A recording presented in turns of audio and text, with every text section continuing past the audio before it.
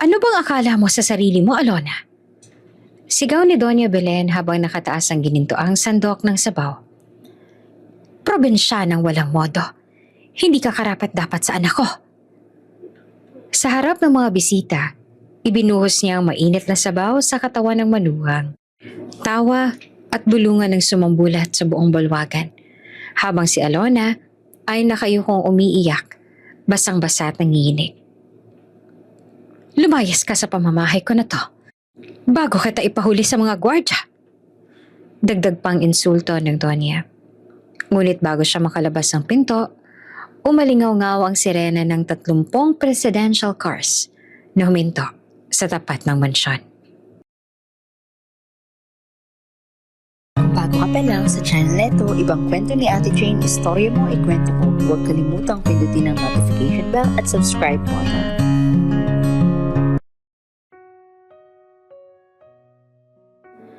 Mainit ang sikat ng araw na tumatama sa malalaking bintana ng mansyon ng pamilya Ilustre.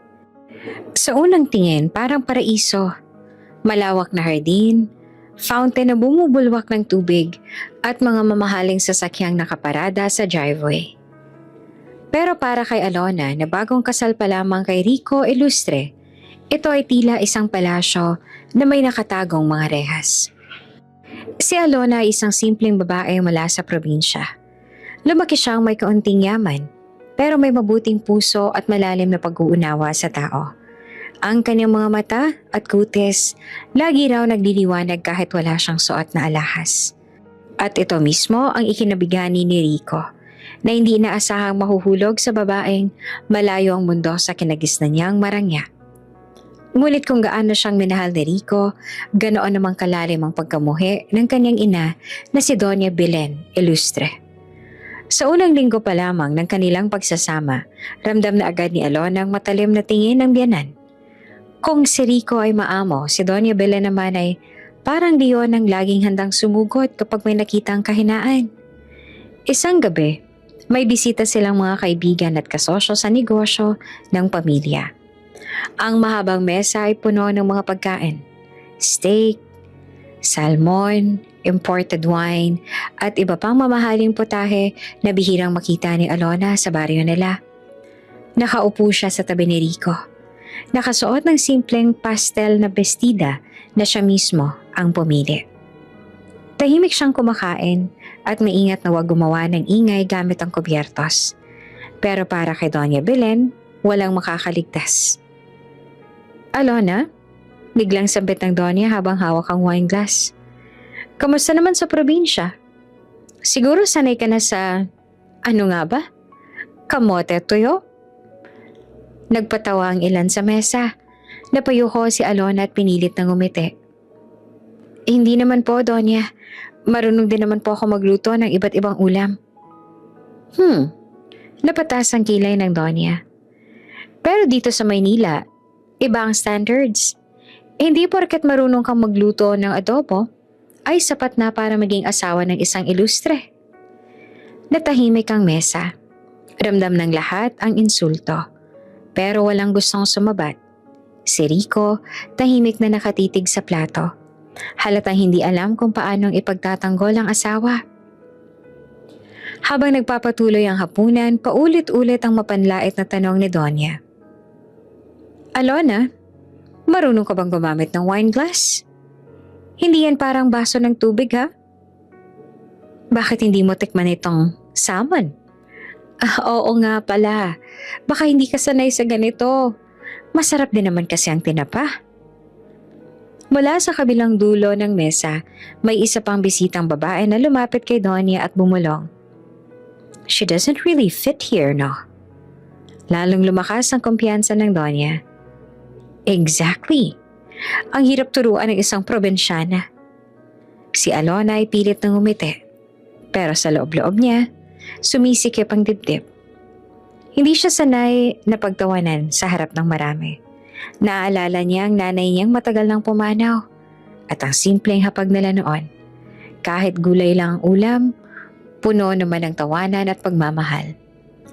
Nang dumating ang dessert, isang maliit na insidente ang nagbukas ng mas malaking pang-aalipusta. Habang sinusubukan ni Alona na hiwain ng matamis na cake, nadulas ang tinidor at tumunog ng malakas sa plato. Ay, pasensya na po. Nahihiya niyang sabi. Biglang tumawa si Doña Belen. Kita niyo? Hindi marunong gumamit ng kubyertos. Rico anak, paano ka na lang? Ang asawa mo parang hindi naturuan ng etiquette. Humalakak ang ilan. Ang iba naman hindi na makatingin kay Alona. Nanlumo siya. Parang gusto niyang tumakbo palabas. Pero pinipigilan niya ang sarili. Sa gilid ng mata niya, nakita niya si Rico. Tahimik lang, nakatungo, walang salitang lumabas para ipagtanggol siya. Siguro, patuloy pa ng Donya, kung sa baryo lang kayo kakain, pwede na. Pero dito sa mansyon ng mga ilustre, nakakahiya. Natapos ang hapunan sa katahimikan para kay Alona. Habang ang iba ay nagkukwentuhan tungkol sa negosyo at biyahe abroad, siya naman ay halos hindi na makalunok ng pagkain. Nag-init ang kanyang pisngi sa hiya at pinigilan ng mga luhang gustong bumagsak. Pagkatapos ng bisita, agad siyang nagpaalam kay Rico na aakyat na siya sa kanilang silid. Ngunit bago pa man siya makalayo, narinig pa niya ang malamig na tinig ng biyanan. Alona, next time, mag-aral ka muna ng tamang asal bago ka umupo sa mesa. Ayoko nang mapahiya sa susunod. Hindi na siya lumingon. Sa bawat hakbang niya sa hagdan, ramdam niya ang bigat ng pangungutya. Sa loob-loob niya, nagtanong siya. Ganito ba lagi ang magiging buhay ko dito?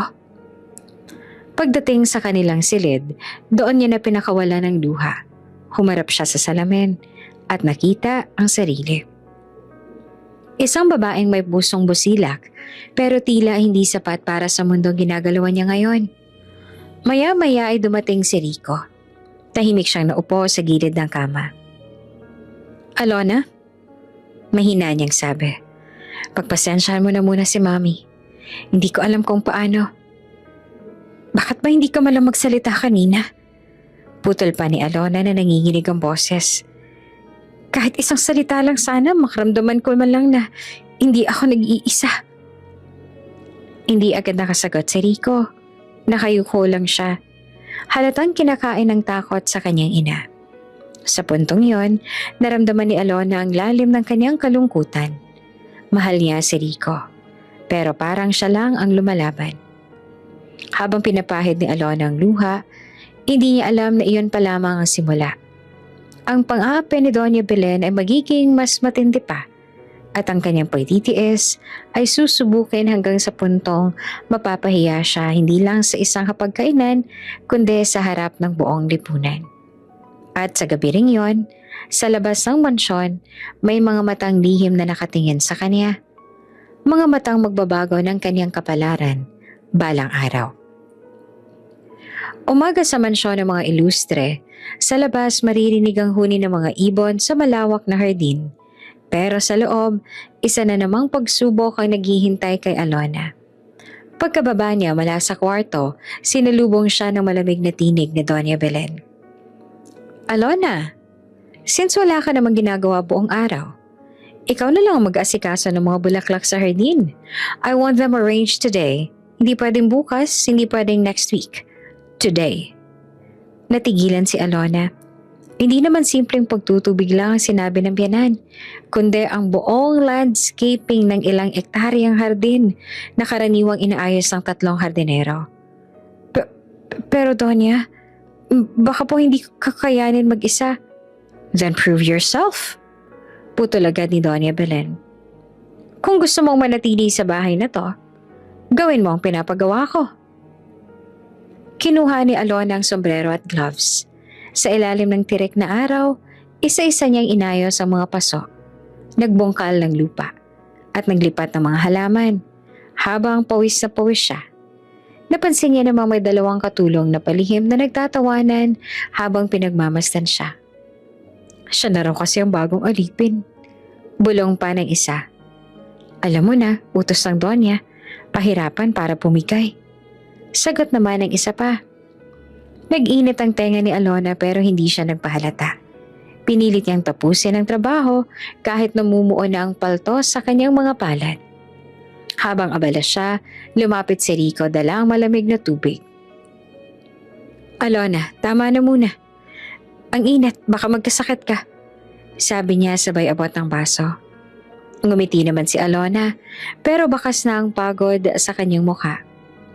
"Kailangan ko tapusin to, Rico. Ayoko masabihang walang silbi." "Huwag mo na ang pakinggan si Mommy," bulong pa ni Rico, ngunit agad niyang ibinaba ang tinig ng may dumaan na kasambahay. "Basta, kapag nahihirapan ka, sabihin mo sa akin." Naroon ang lambing sa boses ni Rico, ngunit kapansin-pansin din ang takot. Hindi niya kayang salungatin ng ina, kahit alam niyang sobra na. Kinahapunan, ipinatawag ni Doña Belen ang dalawang kasambahay sa isang sulok ng kusina. "Siguraduhin niyo," madiin ang kanyang boses, "na hindi matatapos ni Alona ang trabaho. Lagyan niyo ng sira ang hose ng tubig. At kung maaari, haluin niyo ng mga binhi para hindi tumubo ng maayos. Gusto kong makita kung hanggang saan ang tiyaga niya." Ngumisi naman ang mga kasambahay. "Opo, Donya." Hindi alam ni Alona, may mga kamay na lihim na humahadlang sa bawat kilos niya. Bandang hapon, habang nagdidilig siya ay biglang pumutok ang hose at tumalsik ang tubig diretso sa mukha niya. Nabasa ang buong bestida at nagtawanan ng dalawang kasambahay na kunwari natataranta. "Ay ma'am, pasensya na, sira pala ang hose." Kunwari nag-aalala ang isa. "Okay lang." Mahina lang na tugon ni Alona, kahit ramdam niya ang pang-iinsulto. Nang bandang gabi, bumalik siya sa loob ng mansyon na basang-basa. Pawis at dumi ang katawan. Nakasalubong niya si Doña Belen na nakangisi. "Tingnan mo ang itsura mo. Isang araw ka pa nga lang nagtatrabaho, ganyan ka na? Sabi ko na nga ba, hindi ka bagay dito." Pag-akyat niya sa kwarto, nadatnan niyang nag-aayos ng laptop si Rico. Lumapit siya at niyakap ito mula sa likod.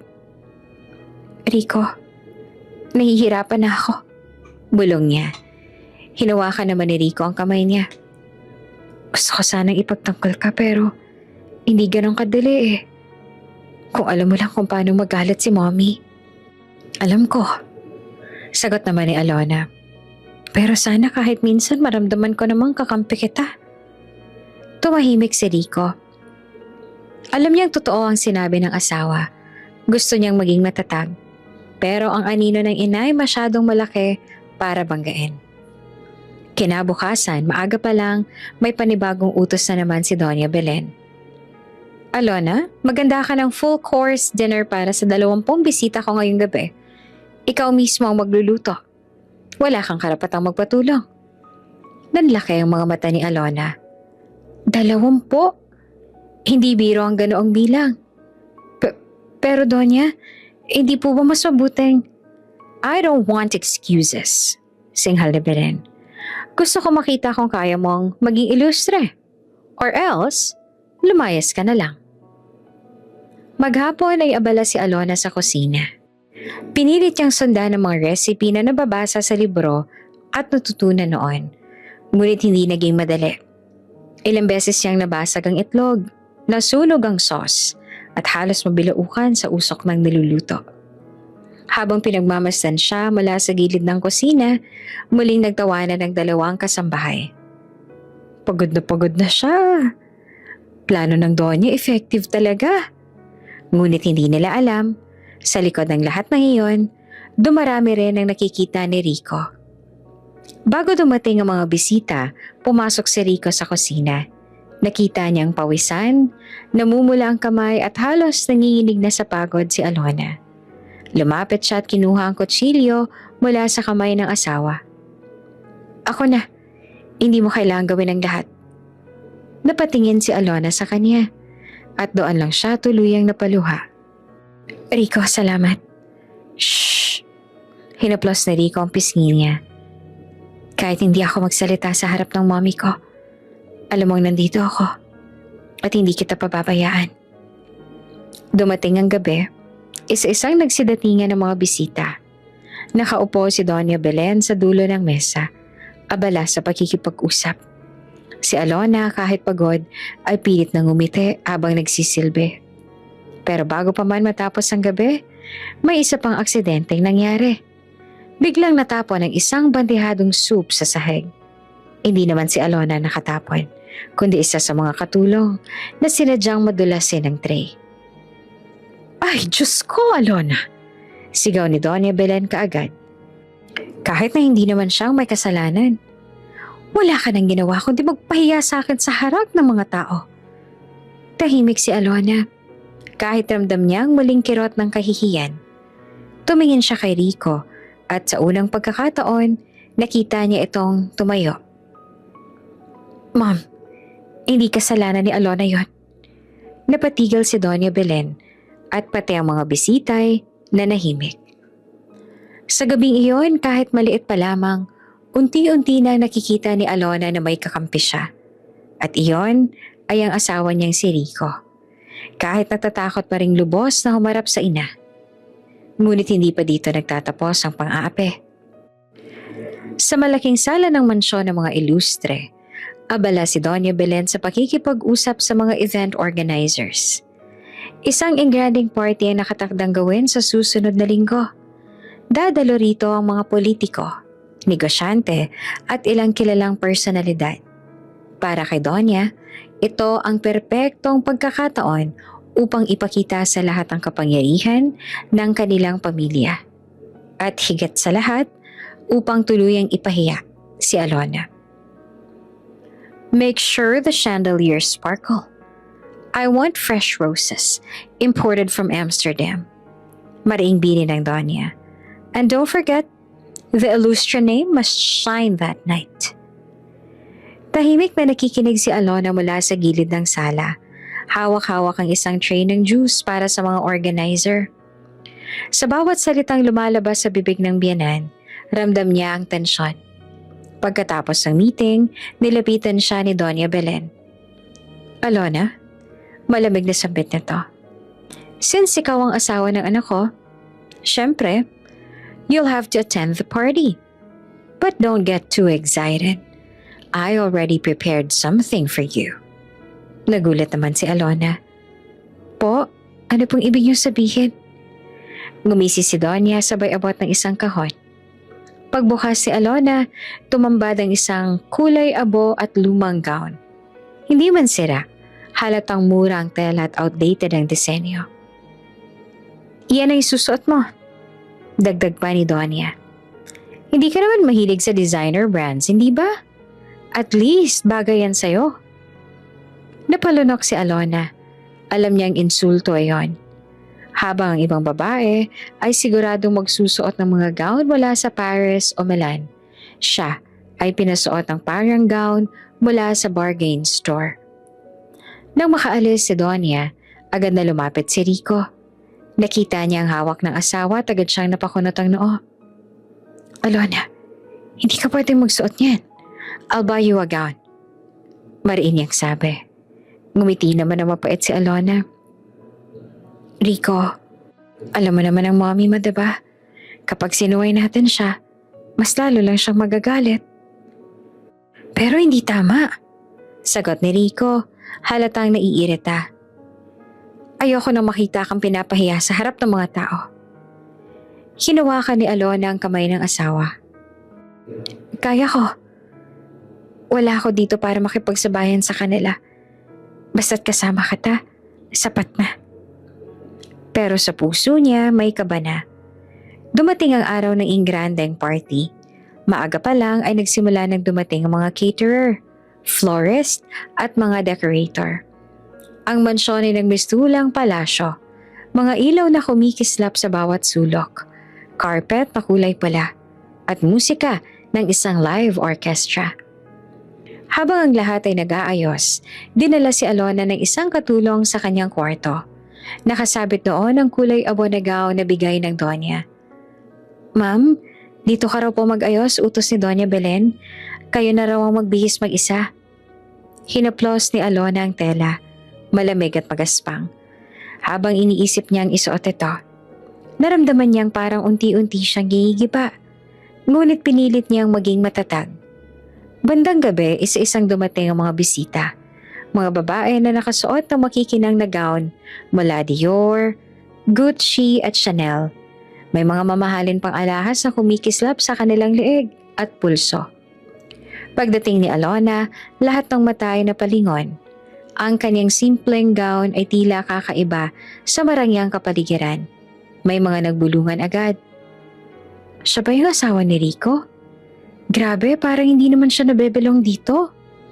Bakit hindi binilhan ni Rico ng matinong gown?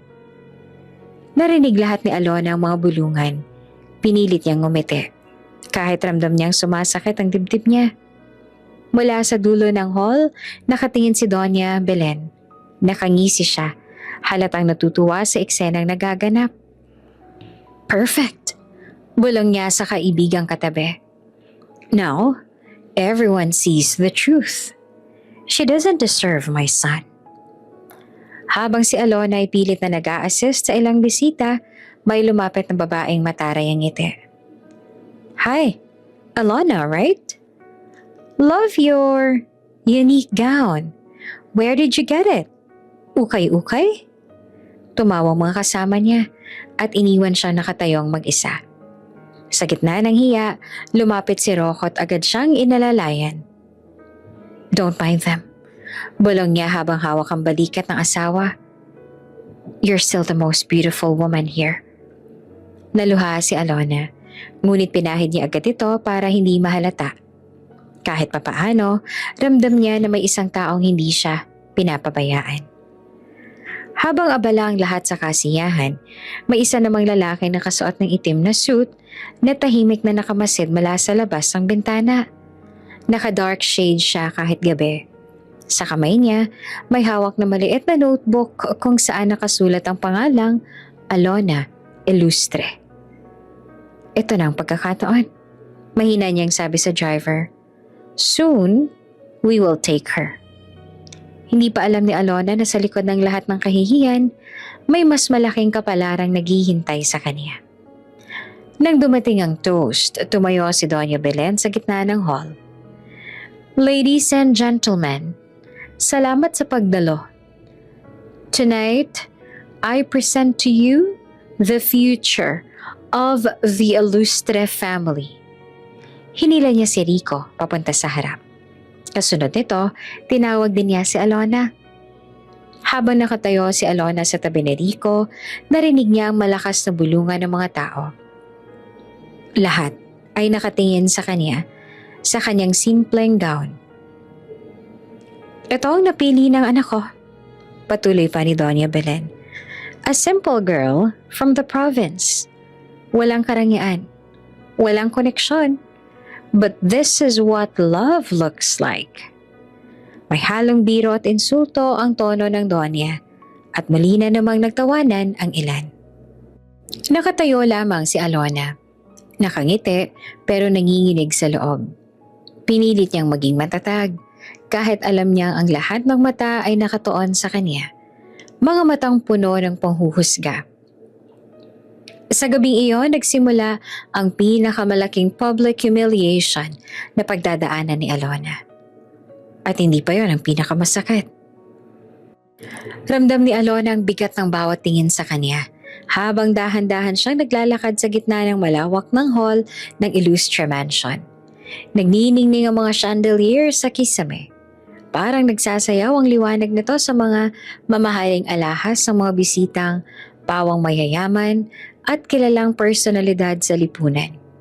Ang ilan, palihim na nagbubulungan at napapatingin sa kanya mula ulo hanggang paa. Tila sinusukat kung bagay pa siya sa mundong ginagalawan ng pamilya Ilustre. Nakahawak siya sa laylayan ng kanyang simpleng gown. Ang puting tela ay manipis, halatang mumurahin kumpara sa makukulay na kumikinang na designer dress ng mga babaeng dumalo. Ramdam niya ang hapde ng hiya pero pinipilit niyang umiti. Naaalala niya pa ang bilin ng kanyang nanay sa probinsya. Kapag pinapahiya ka, huwag mo hayaan na masira ang dangal mo. Tumindig ka pa rin. Sa dulo ng hall, nakaupo si Doña Belen. Nakataas ang baba. Ang mukha'y puno ng kumpiyansa at lamig. Parang siya ang reyna ng gabi. at lahat ng tao ay handang sumang-ayon sa kanya.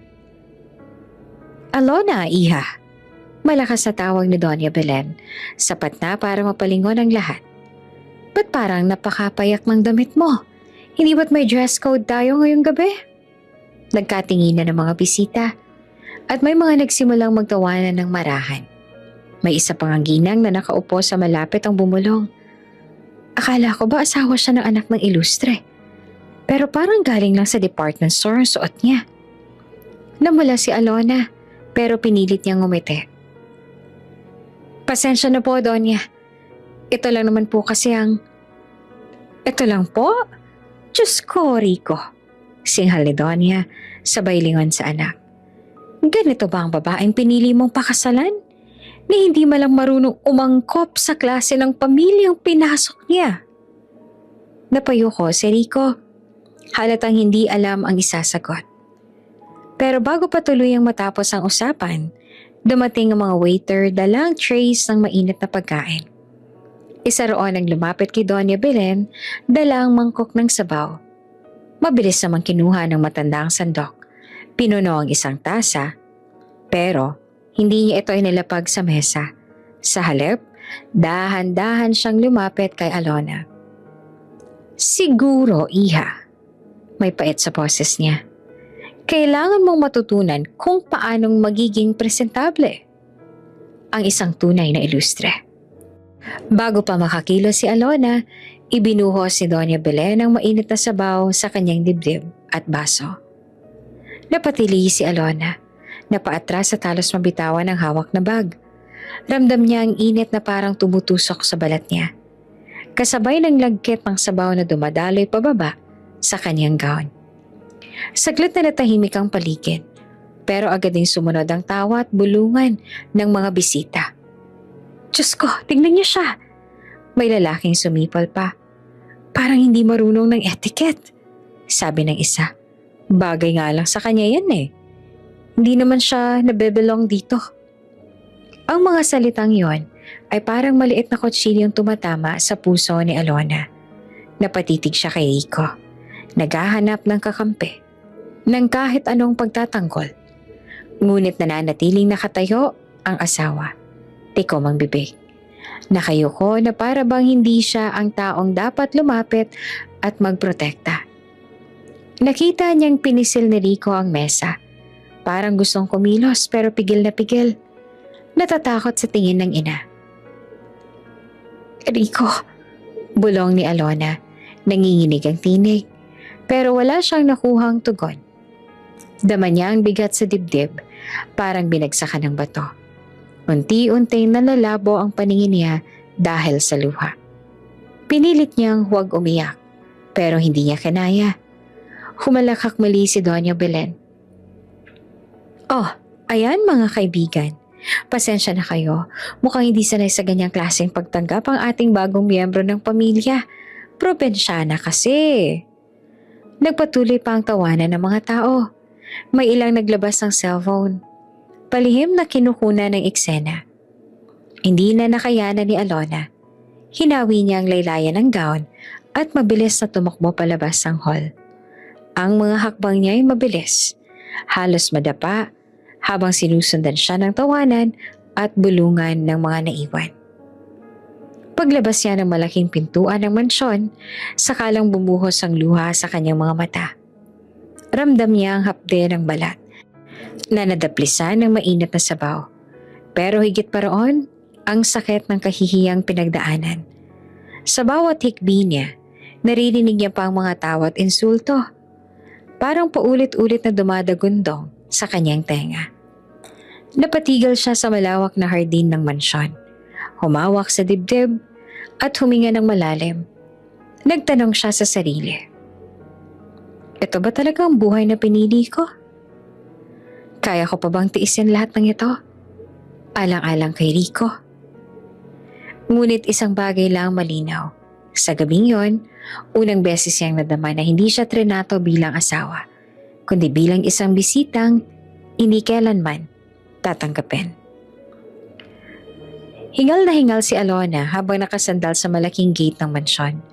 Namumugto ang mga mata niya Basang-basa ang luha, ang pisngi. Ang abonggaw na kanina'y simple lang, ngayoy puno ng mantsa ng sabaw at lagkit. Sa gilid ng hardin, narinig pa niya ang alingaw-ngaw ng tawanan mula sa loob ng party. Parang nanonood hanggang buto ang hiya at sakit. Pinilit niyang maglakad palabas ng driveway. Hawak ang dibdib na parang hindi makahinga. Malayo pa lang, may naaninig na siyang ilaw ng sasakyan sa dilim ng kalsada. Hindi niya ito pinansin.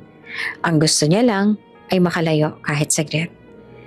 Ngunit hindi niya alam, may mga matang nakatutok sa kanya. Sa loob ng sa gilid ng mansyon, ang itim na kotse nakaparada ilang metro lang ang layo. May lalaki nakaupo sa likuran. Naka-dark suit ito. Makinis ang hiwa ng buhok at may malalim na titig na nakatutok kay Alona. Sa kandungan niya naman, nakalapag ang isang folder na makapal, puno ng mga dokumento at letrato. Binuksan niya ito at marahang binuklat. Lumantad ang isang pahina na may malinaw na pangalan. Alona D. Ramirez, Ilustre. Kasama ng pangalan ay ilang larawan. Ang kasal, ilang candid shot sa probinsya at patilitrato niya sa isang maliit na palengke. Bahagyang ngumiti ang lalaki, pero hindi iyan ngiti ng tuwa. Isa iyong misteryosong ngiti, puno ng kumpiyansa at lihim na alam lang niya. Boss, tawag ng driver mula sa harap. Sigurado po ba kayo na siya na yon? Itinaas ng lalaki ang folder at tumingin muli kay Alona na ngayon ay naglalakad ng mabagal. Halos madapa sa kahabaan ng daan. Oo, siya nga ang nasa listahan at hindi ako maaaring magkamali. Tahimik ang driver, nakatingin sa rear view mirror. Handa na ba ang convoy? Tanong ng lalaki at malamig ang tono. Handa na boss, nakaabang 2 sasakyan sa kabilang kanto. Isang tawag lang. Isinara ng lalaki ang folder at marahang tumingin sa labas ng bintana. Sa ilalim ng mga ilaw ng poste, kitang-kita niya ang mukha ni Alona. Pagod, sugatan ng dignidad, pero may kakaibang aura na hindi niya inaasahan. Hindi niya alam, bulong niya sa sarili, na matagal na siyang hinahanap. Tumikim siya, tsaka dahan-dahang nag-utos.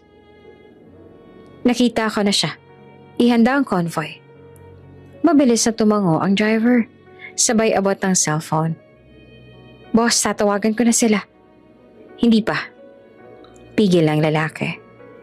Intayin muna natin siya makalayo sa mansyon. Ayoko madama yung mga ilustre. Hindi pa ito ang tamang oras. Saglit na tahimik ang loob ng kotse. Tanging tikatik ng ulan sa windshield ang maririnig. Sa labas naman, hindi namamalayan ni Alona na sinusundan na pala siya ng tingin. Habang naglalakad siya sa gilid ng kalsada, sinubukan niyang tawagan si Rico gamit ang cellphone. Nanginginig ang kamay niya habang tinatype ang pangalan ng asawa. Ngunit bago pa niya pindutin ang call button, pinunasan niya ang luha at nagdalawang isip. Makikinig ba siya sa akin? Kaya ba niya akong ipagtanggol? Sa loob ng kotse, pinagmasdan siya ng lalaki. Kinuha nito ang maliit na recorder sa bulsa ng coat at pinindot.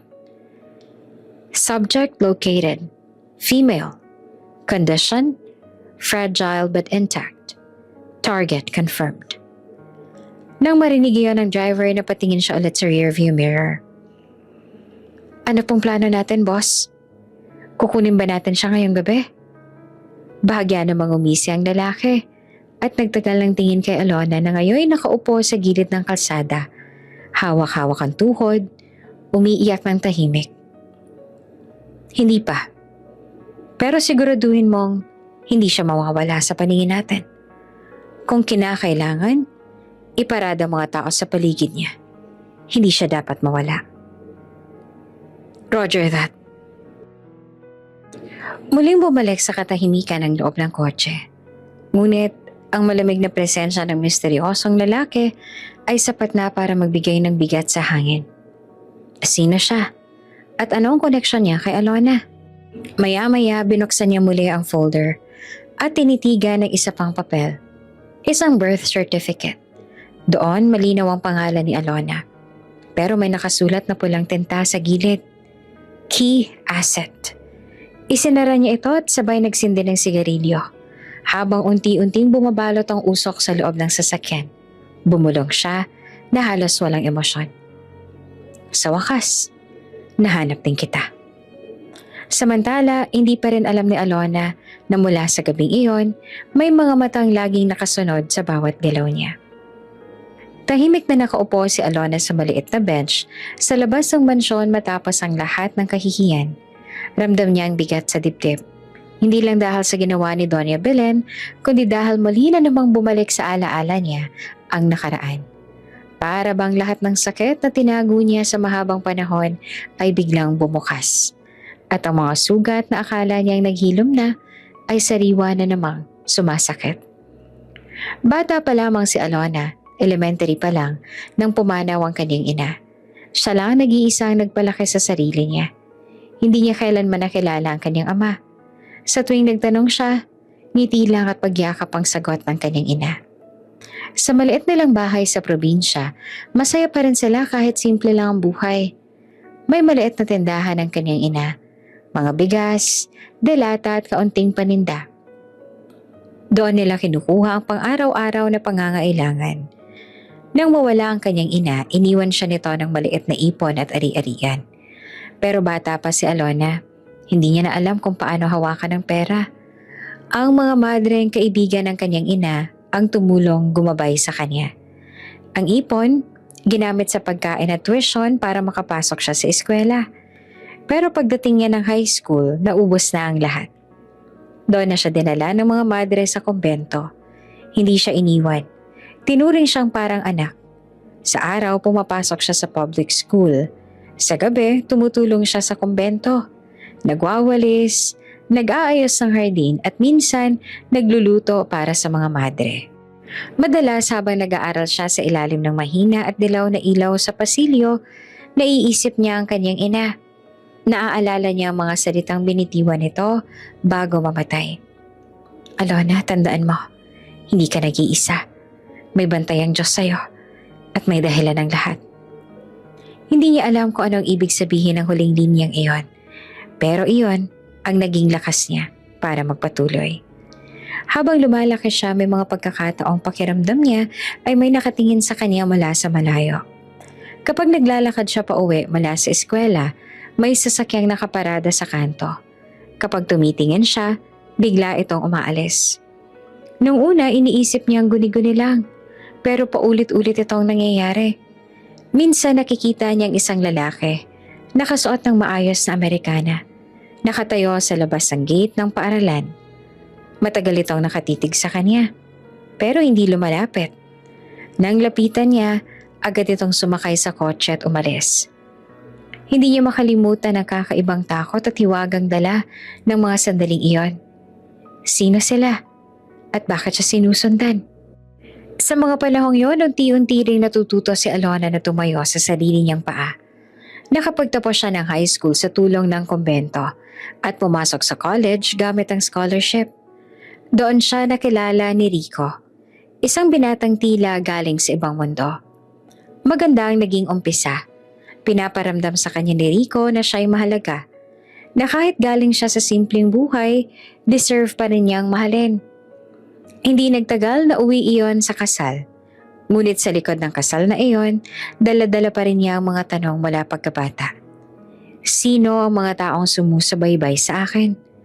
May kinalaman ba sila sa hindi ko kilalang ama? Habang hawak-hawak ni Alona ang sariling dibdib sa bench, bumalik ang mga luhang kanina pa niya pinipigilan. Ang lahat ng kahihiyan at sakit na tinanggap mula kay Doña Belen ay parang pagsabog ng lahat ng bigat na kinikimkim niya mula pagkabata. Bakit ganito lagi? Mahina niyang bulong. Bakit ako ang laging tinatapakan? Ano bang kasalanan ko? Hindi niya alam na habang umiiyak siya, may mga mata namang nakamasid mula sa dilim. Mula sa loob ng isang itim na kotse na nakaparada hindi kalayuan sa gate ng mansyon. Sa loob ay isang matandang lalaki ang hawak ang makapal na folder. Naroon ang mga larawan ni Alona mula pagkabata hanggang sa kasalukuyan. Lahat ng larawan ay kuha mula sa malayo. Palihim. Nakita ko kung paano siya lumaki. Mahinang sabi ng lalaki, habang nakatingin sa litrato ni Alona noong nasa kumbento pa. Ngayon, handa na siguro ang panahon. Tumango ang kaniyang kasama. Isang lalaki ring may otoridad ang tindig. Kung ganun po, ihahanda na natin ang lahat. Hindi na siya pwedeng manatili sa ganitong sitwasyon. Magdamag na halos naglakad si Alona, dala ng hiya at bigat ng loob. Sa bawat hakbang niya, parang bumibigat lalo ang paa niya. Pero sa kabila ng lahat, isa lang ang malinaw sa isip niya. Kailangan niya nang tapusin ang lahat. Hindi siya pwedeng manatili sa bahay ng mga ilustre kung saan araw-araw ay purong sakit lang ang mararanasan niya. Kaya kinabukasan, pinilit niyang bumalik sa mansyon. Hindi para humingi ng tawad, hindi rin para makipag-ayos, kundi para kunin ang mga gamit niya at tuluyang magpaalam. Pagdating niya sa harap ng malalaking gate, ramdam niya agad ang mga matang nakatingin mula sa mga gwardya. Napansin din niya ang ilang kapitbahay na nagbubulungan habang papasok siya. Kahit wala silang sinasabi ng malakas, alam niyang siya na naman ang sentro ng tsismis. Pagbukas ng pinto, agad siyang sinalubong ng malamig na tinig ni Doña Belen. "Oh, nagbalik ka." Sarkastikong bungad nito habang nakaupo sa malambot na sofa, hawak ang tasa ng kape. "Akala ko tumakas ka na kagabi. Ano to? May naiwan kang dignidad na babalikan?" Hindi nagsalita si Alona. Diretso siyang umakyat sa kwarto nila ni Rico at nagsimulang mag-impake ng mga damit. Isa-isa niyang inilagay ang mga gamit sa lumang maleta na dinala pa niya mula sa probinsya. Sumunod agad si Doña Belen, bitbit naman ang mga maanghang na salita. "Magaling! At least may konting hiya ka pa. Pero tandaan mo, kahit na lumabas ka sa bahay na to, hindi mabubura na dinungisan mo ang apelyido ng pamilya Ilustre." Tumigil sandali si Alona, huminga ng malalim, at pinilit na huwag pumatol. Ngunit nang makita niyang kinuha ni Doña Belen ang isa sa mga damit niya at itinapon sa sahig, hindi niya na kayang napigilan ang manginig ang boses. "Hindi ko na po kayo gugulahin pagkatapos nito, Doña." Mahina, ngunit matatag niyang sabi. "Kukunin ko lang mga gamit ko at aalis na ako." "Yan ang pinakamagandang desisyon na ginawa mo," sagot ni Doña Belen, nakangisi. "Buti naman at natuto kang umayon sa akin. Dahil kahit si Rico, alam niyang hindi ka karapat-dapat." Saktong dumating si Rico galing sa opisina. Kita agad sa mukha nito ang pagod at inis. Nang makita niyang nag-impake ang asawa, lumapit siya. "Alona, ano ginagawa mo?" tanong niya at halatang nagugulat. Huminto si Alona at tinitigan siya ng diretso. "Aalis na ako, Rico. Hindi ko na kaya. Hindi ko na kaya araw-araw na ipamukha sa akin ng nanay mo na wala akong halaga." "Rico!" singit naman agad ni Doña Belen. "Tingnan mo ngang babaeng yan. Dramadora. Ginagawa pang teleserye ang buhay natin. Kung hindi ba siya mahina, tatagal ba siya dito?" Napakuyom ang kamao ni Rico. Kita sa kanya ang labis na pagkadismaya. "Ma, sobra ka na. Hindi na tama ang ginagawa mo kay Alona." Napangiti si Alona nang marinig iyon. Ngunit agad ding napalitan ng lungkot nang marinig ang kasunod. "Pero Alona," tumingin si Rico sa kanya na puno ng agam-agam. "Baka dapat na muna sigurong umiwas ka. Hindi ko alam kung kaya ko pang balansehin kayo ni Mommy." Para namang binuhusan si Alona ng malamig na tubig. Akala niya, sa pagkakataong ito ay kakampi siya ng asawa. Pero heto't mas pinili pa rin itong hindi tuluyang kumampi sa kanya. "Ganun ba, Rico?" Mahina ngunit puno ng sakit ang tinig niya. "Kaya mo akong hayaan kahit nakikita mong nilalapastangan na ako?" Tahimik si Rico, hindi makatingin ng diretso. "Alona, intindihin mo naman. Aniya, mahirap lang sa ngayon, oo. Pero ayoko mawala ka. Ayoko rin magkasira kami ni Mommy. Napailing si Alona sabay punas ang luha. Hindi mo ako pinilit. Hindi mo ako kayang ipaglaban. Ngayon ko lang talaga naintindihan. Naglakad siya pabalik sa kama, isinara ang maleta, at inihila ito papalabas ng kwarto. Habang naglalakad siya sa hallway, sumigaw pa si Doña Belen mula sa likod. Tama yan! Umalis ka na! At siguraduhin mong hindi ka na babalik dahil hindi ka na muling tatanggapin sa bahay na to. Huminto si Alona sa may pintuan. Lumingon sandali. Hindi para makipagtalo, kundi para bigyan ng huling sulyap ang buhay na iniwan niya. Ang buhay na puno ng pang-aapi at pangungutya. At salamat din po, Donya. Mahina niyang sagot, pero matalim ang titig. Salamat sa pagpapaalala kung sino ako sa harap ninyo. Dahil sa inyo, natutunan kong mas piliin ang sarili ko. Bumagsak ang katahimikan sa buong mansyon. Si Rico hindi makakilos. Si Doña Belen napahinto sa ngisi. Lumabas si Alona, dala ang maleta.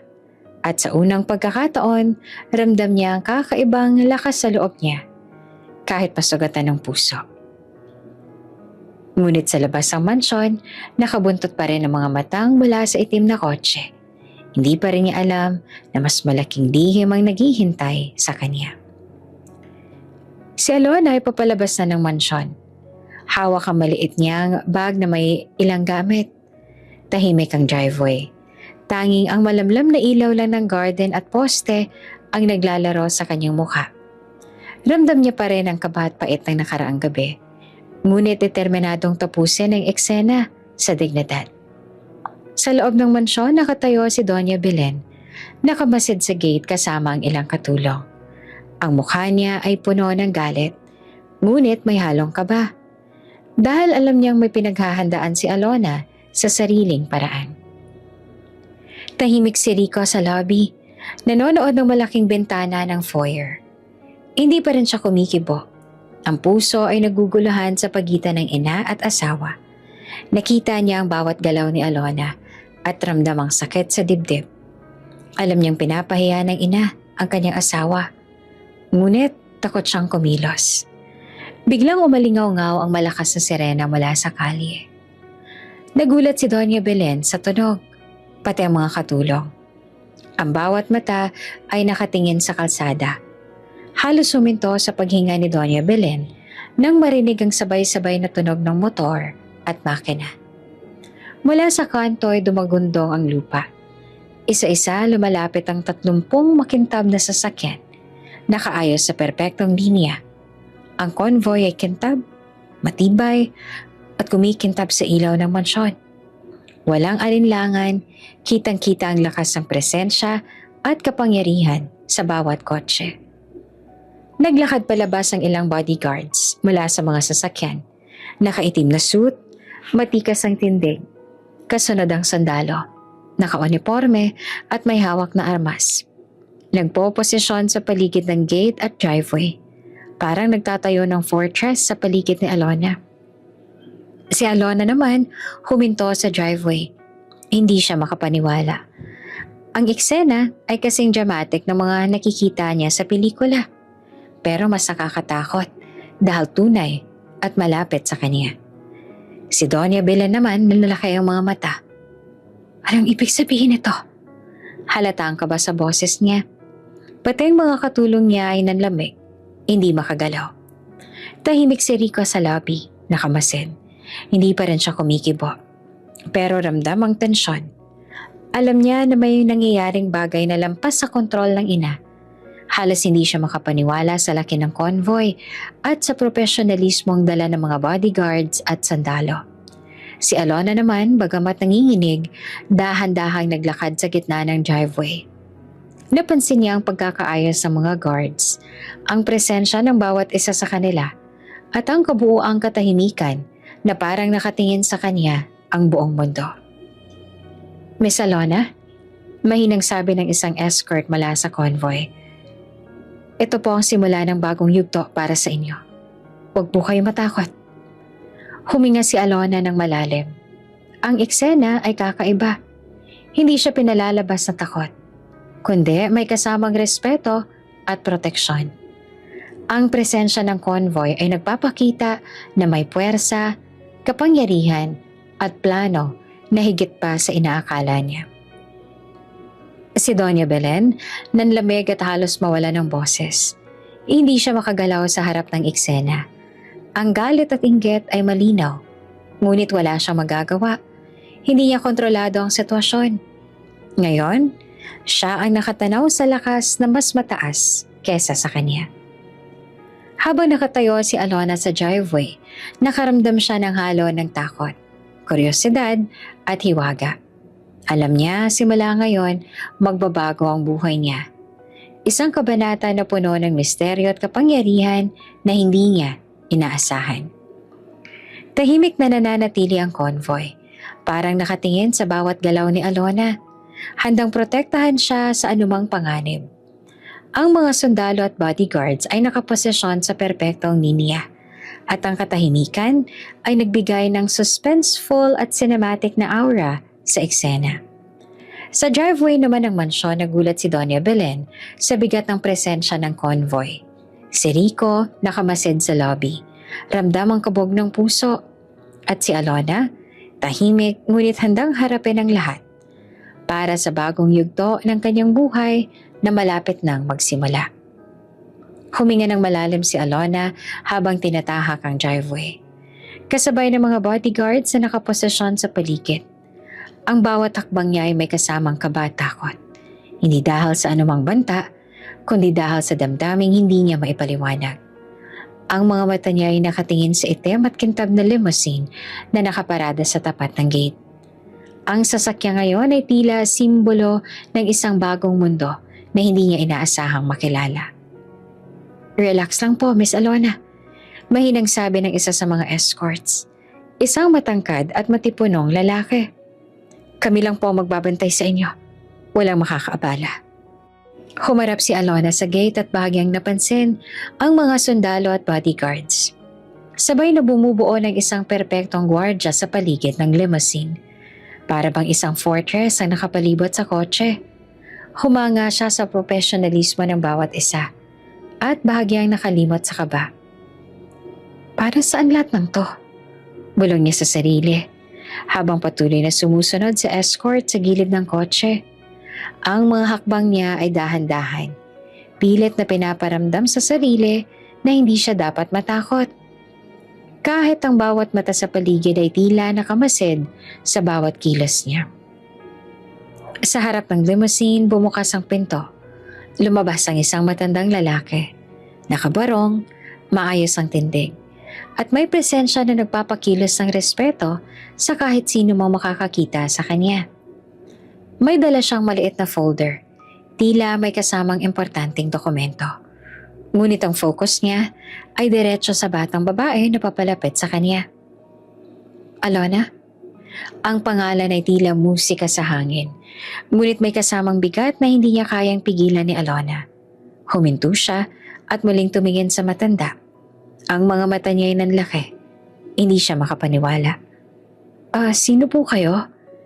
Tanong niya na ang tinig ay nanginginig, halo ng takot at hiwaga. Ngumiti naman ang matanda. "Ako ang iyong ama." "Ama?" Tumigil si Alona. Halos hindi siya makapaniwala. Ang puso niya ay mabilis na tumibok at ang luha na pinipigilan niya kanina ay muling sumabog. Ano po?" "Alona, matagal na kitang hinahanap." Sagot ng matanda. Dahan-dahan niyang inilapit ang kamay, handang hawakan ng balikat ng dalaga. "Ako si Don Emilio, dating presidente ng bansa. Ang anak kong hinahanap ko ng buong buhay ko ay nandito na sa harap ko." Hindi naman makapaniwala si Alona. Ang bawat detalye ng mukha, ang bawat tono ng boses, tila may kakaibang kilig at takot na sabay na dumadaloy sa kanyang katawan. Pero, paano po?" Tanong niya na parang nag-aalangan na maniwala. Bakit ngayon ko lang po kayo nakikita? Maraming dahilan, anak. Malumanay at may bigat ang boses ni Don Emilio. May mga taong gustong itago ka sa akin noon. Pero ngayon handa ka na. At handa na rin ako na ipakita sa iyo ang lahat ng dapat mong malaman. Ang mga escorts at bodyguards, pati ang mga sundalo sa paligid ay nananatiling tahimik. Hindi naglalapit ng anumang sagot o kilos. Alam nila ang mga momentong ito ay personal at dapat lamang harapin ni na Alona at ng matanda. Ang tatay ko? Bulong ni Alona na halos hindi niya na marinig ang sariling boses. Ang damdamin niya ay halo-halo. Lungkot, galit at labis na kuryosidad. Hindi ko po kayo kilala. Pero, tama po ba ito? Alona, naniniwala ako na alam mo sa puso mo ang tama. Sagot ni Don Emilio. Habang dahan-dahang inilapit ang kamay at hawak ang braso niya. Hindi ko inasahan na makita ka sa ganitong paraan. Pero ngayon, ito ang pagkakataon para magsimula tayong muli. Tumitig si Alona sa matanda. Hindi alam kung dapat ba siyang umiyak o umiti. Ang damdaming matagal nang nakatago ay biglang lumabas. Ang pagkakulong ng mga tanong, ang sakit sa pagkakahiwalay sa nanay, ang pangarap na magkaroon ng ama, lahat ay bumagsak sa isang saglit. Ang nanay ko, namatay siya nung bata pa ako. Bulong ni Alona na halos napapaluha. Siya lang ang nakilala ko. Paano po ninyo ako hinanap? Ngumiti naman si Don Emilio. May halong lungkot at pagmamahal sa mata. Ginamit ko ang lahat ng paraan para hanapin ka. Mga taong matapat sa akin na nagbantay sa'yo mula sa malayo. Ngayon, nandun ka sa harap ko at hindi kita palalampasin. Biglang napatingin si Alona sa paligid. Ang limousine, ang convoy, ang mga bodyguards at sundalo na parang nakaposisyon para sa isang espesyal na okasyon. Naiintindihan niya ngayon na hindi ito basta coincidence. Ang lahat ng nangyayari ay may dahilan at may planong mas malaki kesa sa inaakala niya. Don Emilio, bulong niya na halos hindi marinig. Hindi ko po alam kung paano magsisimula. Hindi mo kailangang magsimula kaagad. Sagot ni Don Emilio. Mahina at mahinahon. Isa lang ang importante. Nandoon ka sa harap ko. Ngayon, sabay nating haharapin ang lahat ng dapat harapin. At bibigyan ka ng pagkakataon na malaman ang lahat ng nakaraan mo. Si Alona, bagamat nanginginig pa sa dami ng emosyon, dahan-dahang hinawakan ng kamay ni Don Emilio. Ramdam niya ang init, ang seguridad, at higit sa lahat, ang pagmamahal na matagal niya nang hinahanap. Sa unang pagkakataon sa buhay niya, hindi siya nag-iisa. Ang batang babae na dati nilalait, pinapahiya at iiwan sa sariling mundo, ngayon ay nakatayo sa harap ng kanyang tunay na ama at handa nang harapin ang bagong yugto ng kanyang buhay. Pagpasok ni Doña Belen sa kanyang silid, ramdam niya ang pait at init ng galit na unti-unting sumasabog sa dibdib. Hindi siya makapaniwala. Sa isang saglit lang, nagbago ang mundo ni Alona. Ang dating babae na nais niyang iwasan at apihin, ngayon ay may lakas na hindi niya maabot. May presensya, may proteksyon, at higit sa lahat, may pinagmula na mas mataas pa kaysa sa pamilya ilustre. Pumasok siya sa malawak na salamin ng kanyang silid. Tinitigan ang sariling refleksyon. Ang mukha niya ay matalim. May halong galit, pagkabigla, at inggit. Hindi. Hindi siya pwedeng umunlad sa harap ko. Bulong niya sa sarili. Habang marahang pinipisil ang braso niya sa kaba. Sa labas ng mansyon, kumakalat ang balita. Ang mga tauhan ni Don Emilio ay nakikipag-ugnayan sa ilang close contacts at business partners. Sa loob ng ilang oras, Ang pangalan ni Alona ay bumilis ang kilala sa mga press release at social media. Isang batang babae na dati simpleng manugang ng ilustre. Ngayon ay anak na ng dating presidente. Ang mundo ay biglang nagbago sa isang saglit. Habang nakaupo sa malambot na sofa, naglabas si Doña Belen ng cellphone at nag-scroll sa mga online posts. Nakita niya ang mga litrato ng convoy, ng bodyguards at ng mga sundalo. Lahat ay nakaposisyon sa harap ng mansyon. Nakatingin sa babae na dati nais niyang apihin. Hindi niya alam kung ano nangyari. Ngunit, bakit siya? Tanong niya sa sarili. Ramdamang bigat sa dibdib. Ang galit ay nagiging kombinasyon ng pagkabigla at pagkainggit. Pumasok ang isa sa kanyang mga katulong. Nag-aalangan. Donya, kailangan po natin na magplano para kay Alona. Tumango naman si Doña Belen at muling tiningnan ang refleksyon sa salamin. Hindi ako matatalo. Hindi sa bahay ko. Hindi sa aking pamilya. At lalo na, hindi sa mundong aking kontrolado. Ang tinig niya ay malamig, puno ng determinasyon. Lumabas siya ng silid at dahan-dahang naglakad sa hallway. Bawat takbang ay tila may kasamang sumpa. Nakita niya ang bawat isa sa katulong. Mga gwardya at manager ng mansyon, lahat ay tahimik sa kanyang paligid. Makinig kayo. Bawat kilos ni Alona ay haharapin mabigat. Hindi siya dapat makaramdam ng kahit kaunting kaluwagan. Naiintindihan niyo ba? Yes, ma'am. Sabay-sabay na sagot ng mga katulong. Ramdam ang tensyon sa silid. Pagkatapos ay bumalik siya sa kanyang opisina. Nagbukas ang drawer at dahan-dahang inilabas ang lumang journal. Isang talaan ng mga planong politikal, koneksyon, at lihim na impormasyon na kayang gamitin upang hadlangan ang sino mang aabante sa buhay niya. Binuksan niya ito at tinitingnan ang bawat pangalan at detalye.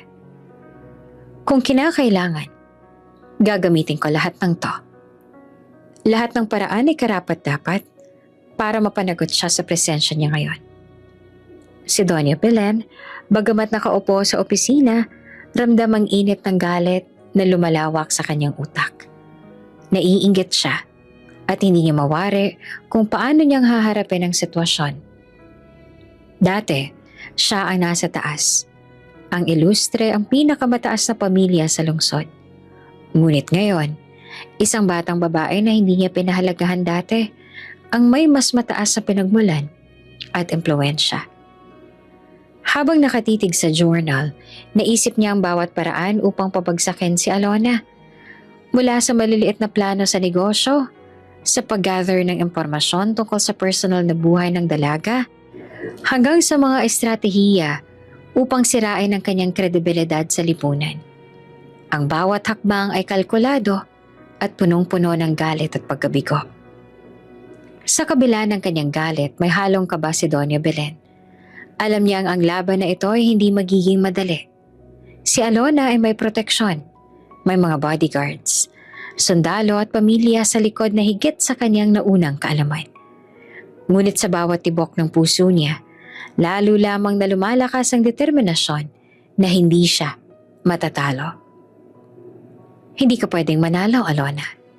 Bulong niya sa sarili, habang dahan-dahan namang bumabangon mula sa sofa. Hindi sa aking pamilya, hindi sa mansyon na to, at hindi sa mundo na aking kontrolado. Habang lumalabas siya sa opisina at naglalakad sa hallway, napansin niyang may mga katulong na sumusunod sa kanya. Tahimik ngunit handang sundin ang bawat utos. Ang presensya niya ay muling nagpapakita ng kanyang otoridad. Isang otoridad na hindi basta-bastang matitinag. Sa labas ng mansyon, naririnig niyang maliliit na tunog ng kota at daanan ng hangin. Ramdam niya ang bagong yugto ni Alona na unti-unting nagbubukas. Ngunit sa puso ni Doña Belen, isang tanging bagay lang ang malinaw.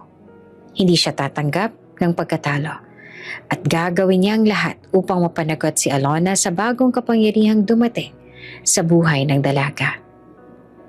Habang nakatayo sa terrace, tinitingnan ang driveway at lumang garden ng mansyon, nanindigan si Doña Belen. Ang galit at inggit ay malinaw sa kanyang mga mata.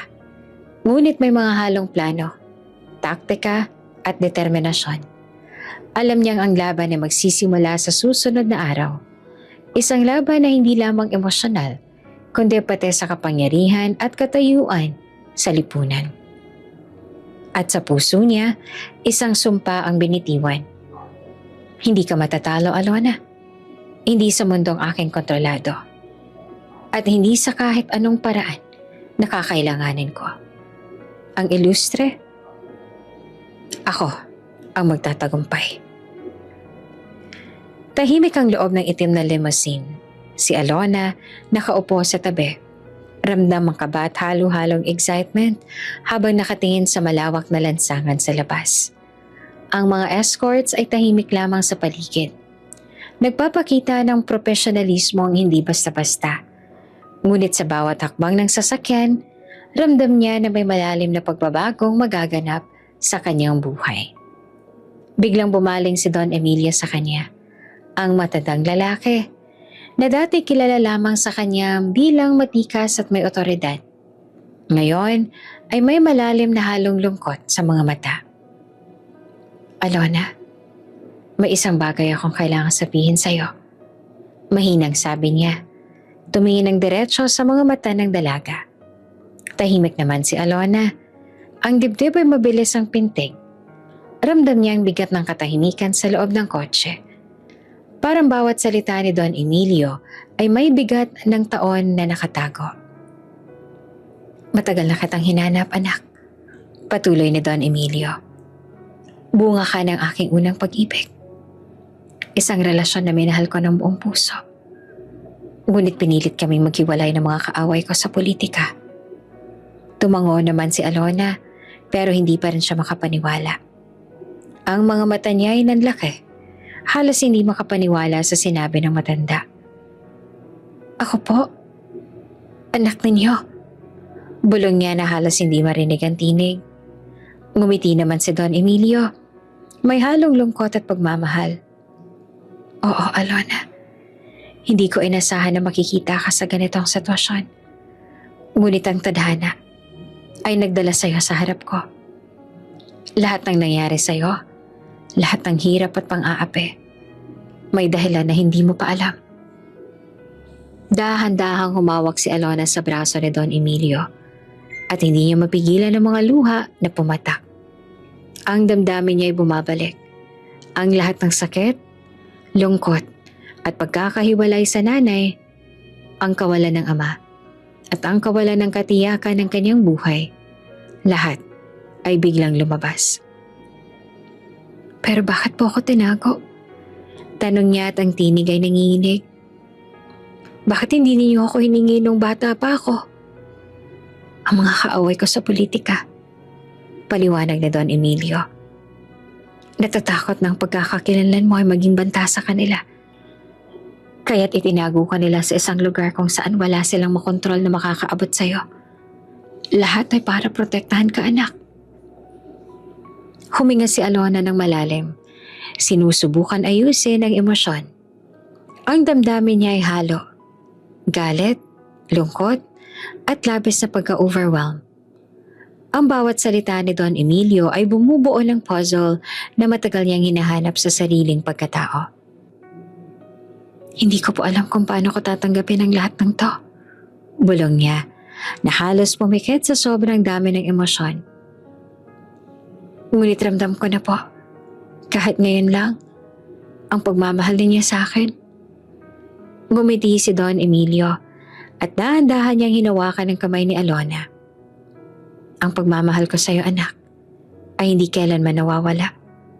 Kahit sa mga taon na nagdaan, iniisip kita araw-araw.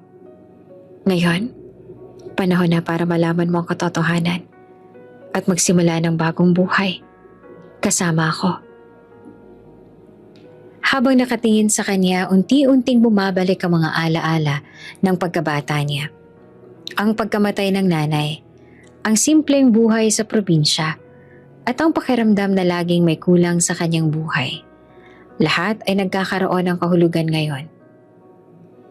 Hindi ko po akalain na ganito kalalim ang lihim. Bulong ni Alona, na may halong lungkot at gulat. Lahat po pala na nangyayari sa akin. May dahilan pala.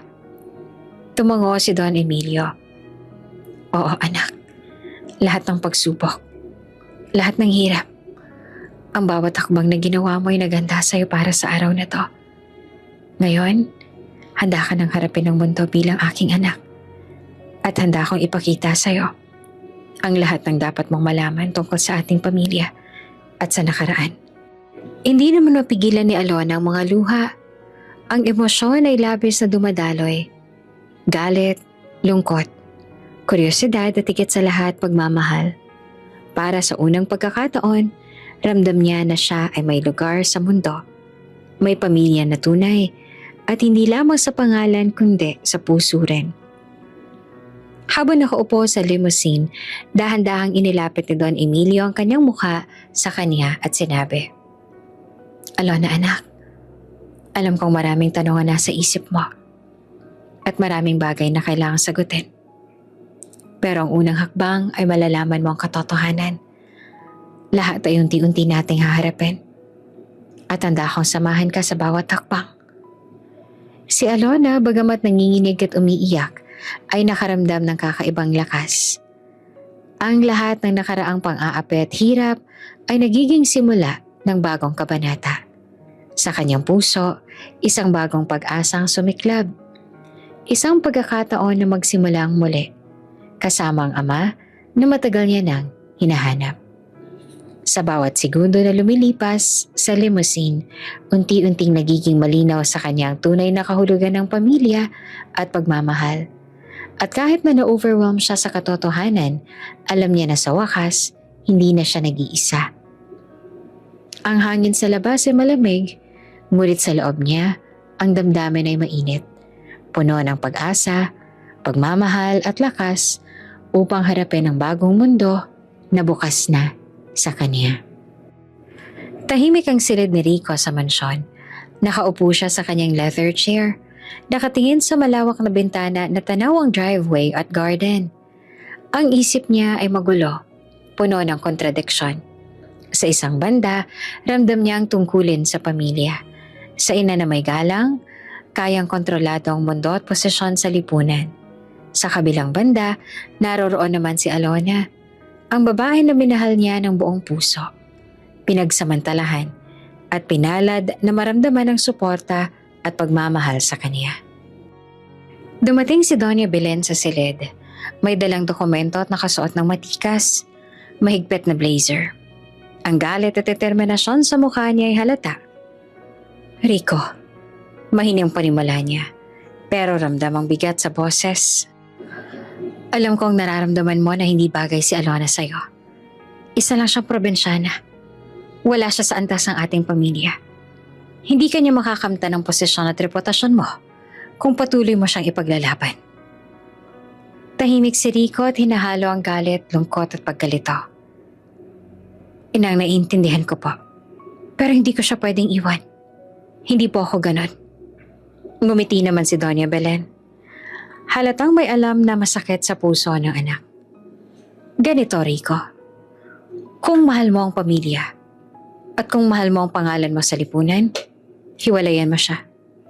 Bawiin mo ang sarili mo sa kapahamakan. Pagkatapos, maaari mo pang ayusin ang lahat at bumalik sa tamang landas. Ang puso ni Rico ay kumalog sa boses ng ina. Ang bawat salita ay parang pumutok sa kanyang dibdib.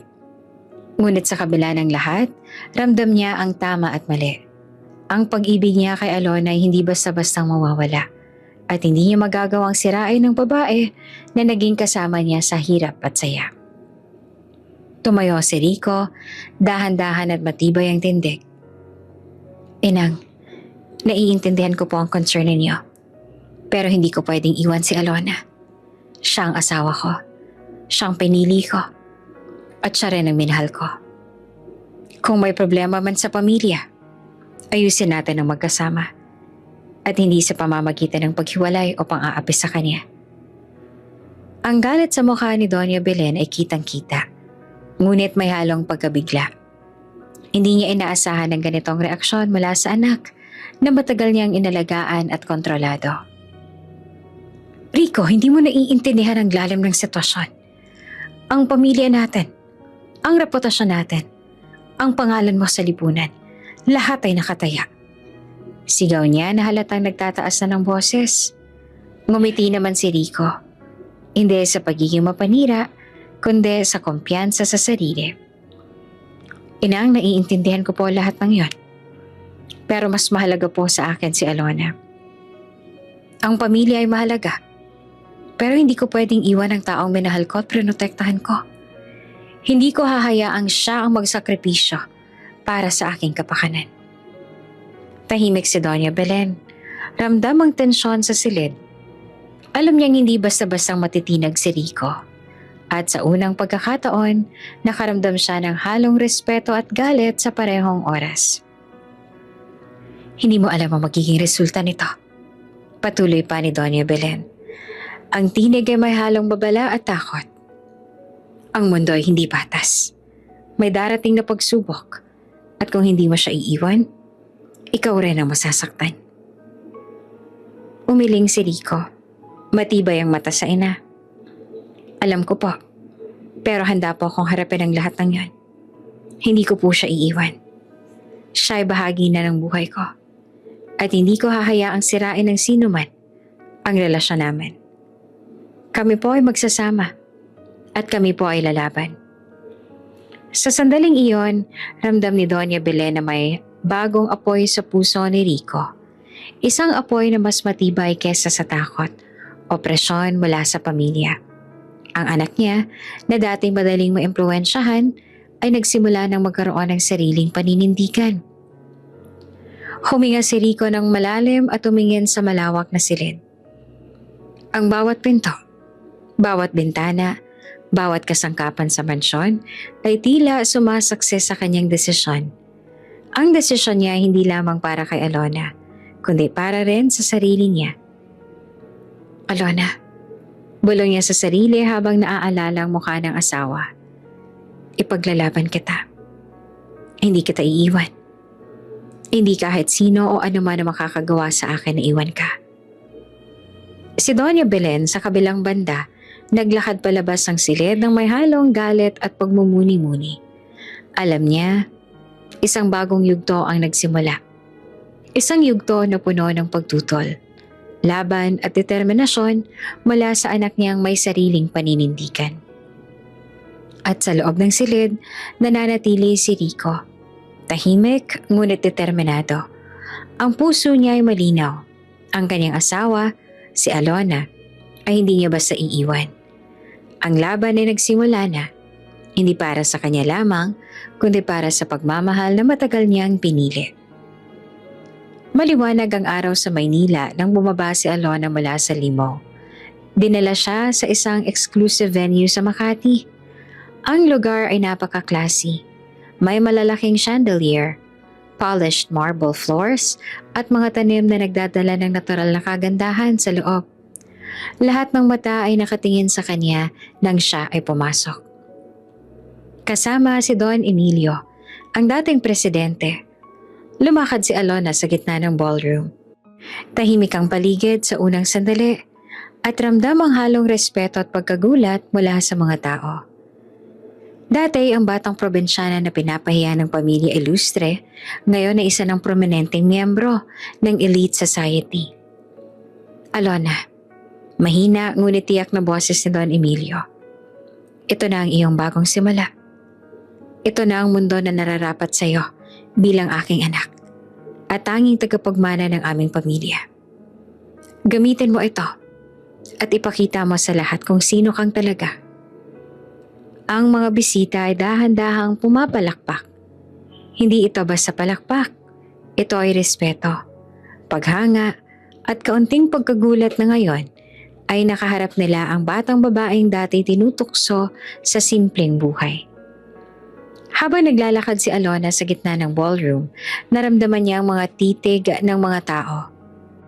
Mga dating manlalait, ngayon ay tila nagtataka at may halong pagkagiliw sa kanya. Ang bawat galaw niya ay elegante at natural. Hindi pilit, ngunit may aura ng confidence na hindi nila inaasahan. Tahimik lang sa isang sulok si Rico. Pinagmamasdan ng asawa. Ramdam niya ang bigat ng nakaraang mga buwan. Ang mga sandali na napahiya si Alona. Ang mga pagkakataon na hindi niya ipinagtanggol. At ang kanyang sariling takot na pumili laban sa ina. Ngayon, nakikita niya ang pagbabago. Ang Alona na dati natatakot at naape, ngayon ay kumikinang sa confidence at dignidad. Hindi niya maiwasang magsisi. Bakit hindi ko kaagad siya prinotektahan? Bulong niya sa sarili. Habang pinapagod ang bawat galaw ni Alona, ang damdamin niya ay halo-halo. Pagmamahal, pagkabigo sa sarili, at ang kagustuhan na ipagtanggol siya sa bawat oras. Lumapit si Don Emilio kay Alona at inintroduce siya sa mga prominenteng figures sa venue. Business tycoons, politiko at mga kilalang personalidad sa lipunan. Alona Ramirez. Mahinang boses niya. Siya ang aking anak at tanging tagapagmana. Narito siya hindi bilang isang manugang, kundi bilang aking anak. At bilang isang babae na may sariling karangalan at lakas. Maraming mga taong humarap kay Alona, nag-abot ng kamay at nagpakilala. Ang mga dating nanalait sa kanya ngayon ay iginagalang at pinupuri na ang kanyang pagiging maayos at dignified. Ang mga mata ni Alona ay napuno ng luha. Luha ng kaligayahan, pagmamahal at pagkilala sa kanyang sarili. Si Rico naman ay nakatayo sa tabi. Hindi pa rin siya makapaniwala. Hindi lang dahil sa bagong status ni Alona, kundi sa kanyang karakter. Ang isang batang babae na kahit natapakan at pinaliit, ngayon ay nagtagumpay at pinapahalagahan ng lipunan.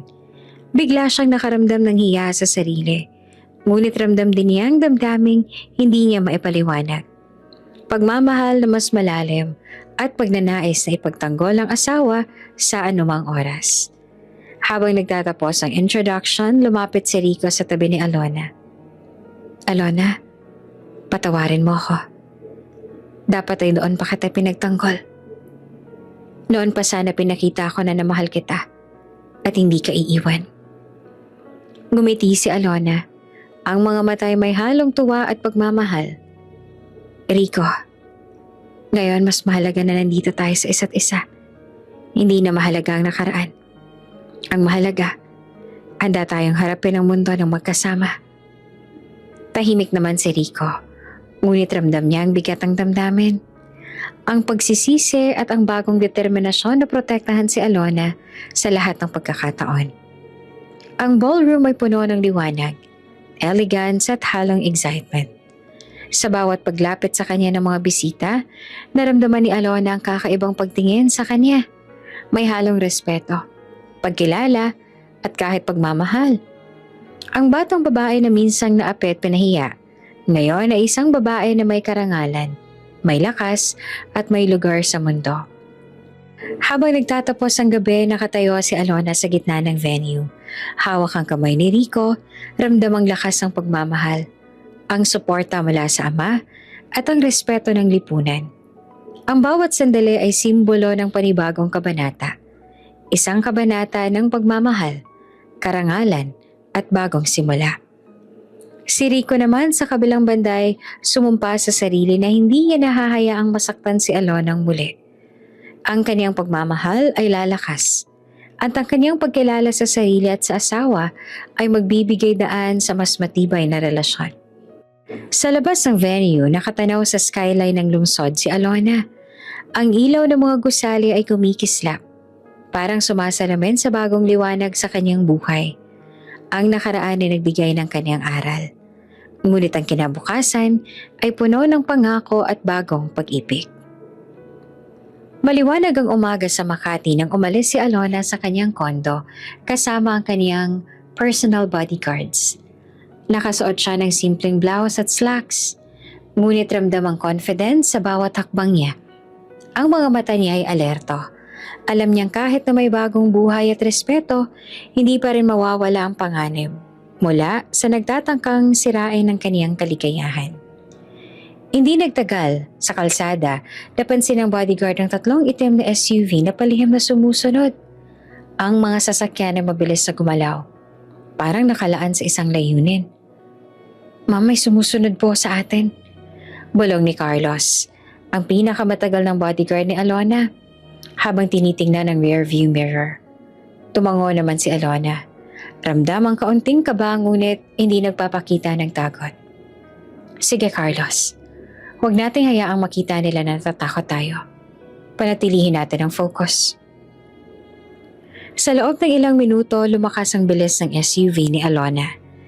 Habang ang itim na SUV naman ay hindi bumibitaw. Dito na nagsimula ang tense na car chase sa kahabaan ng EDSA.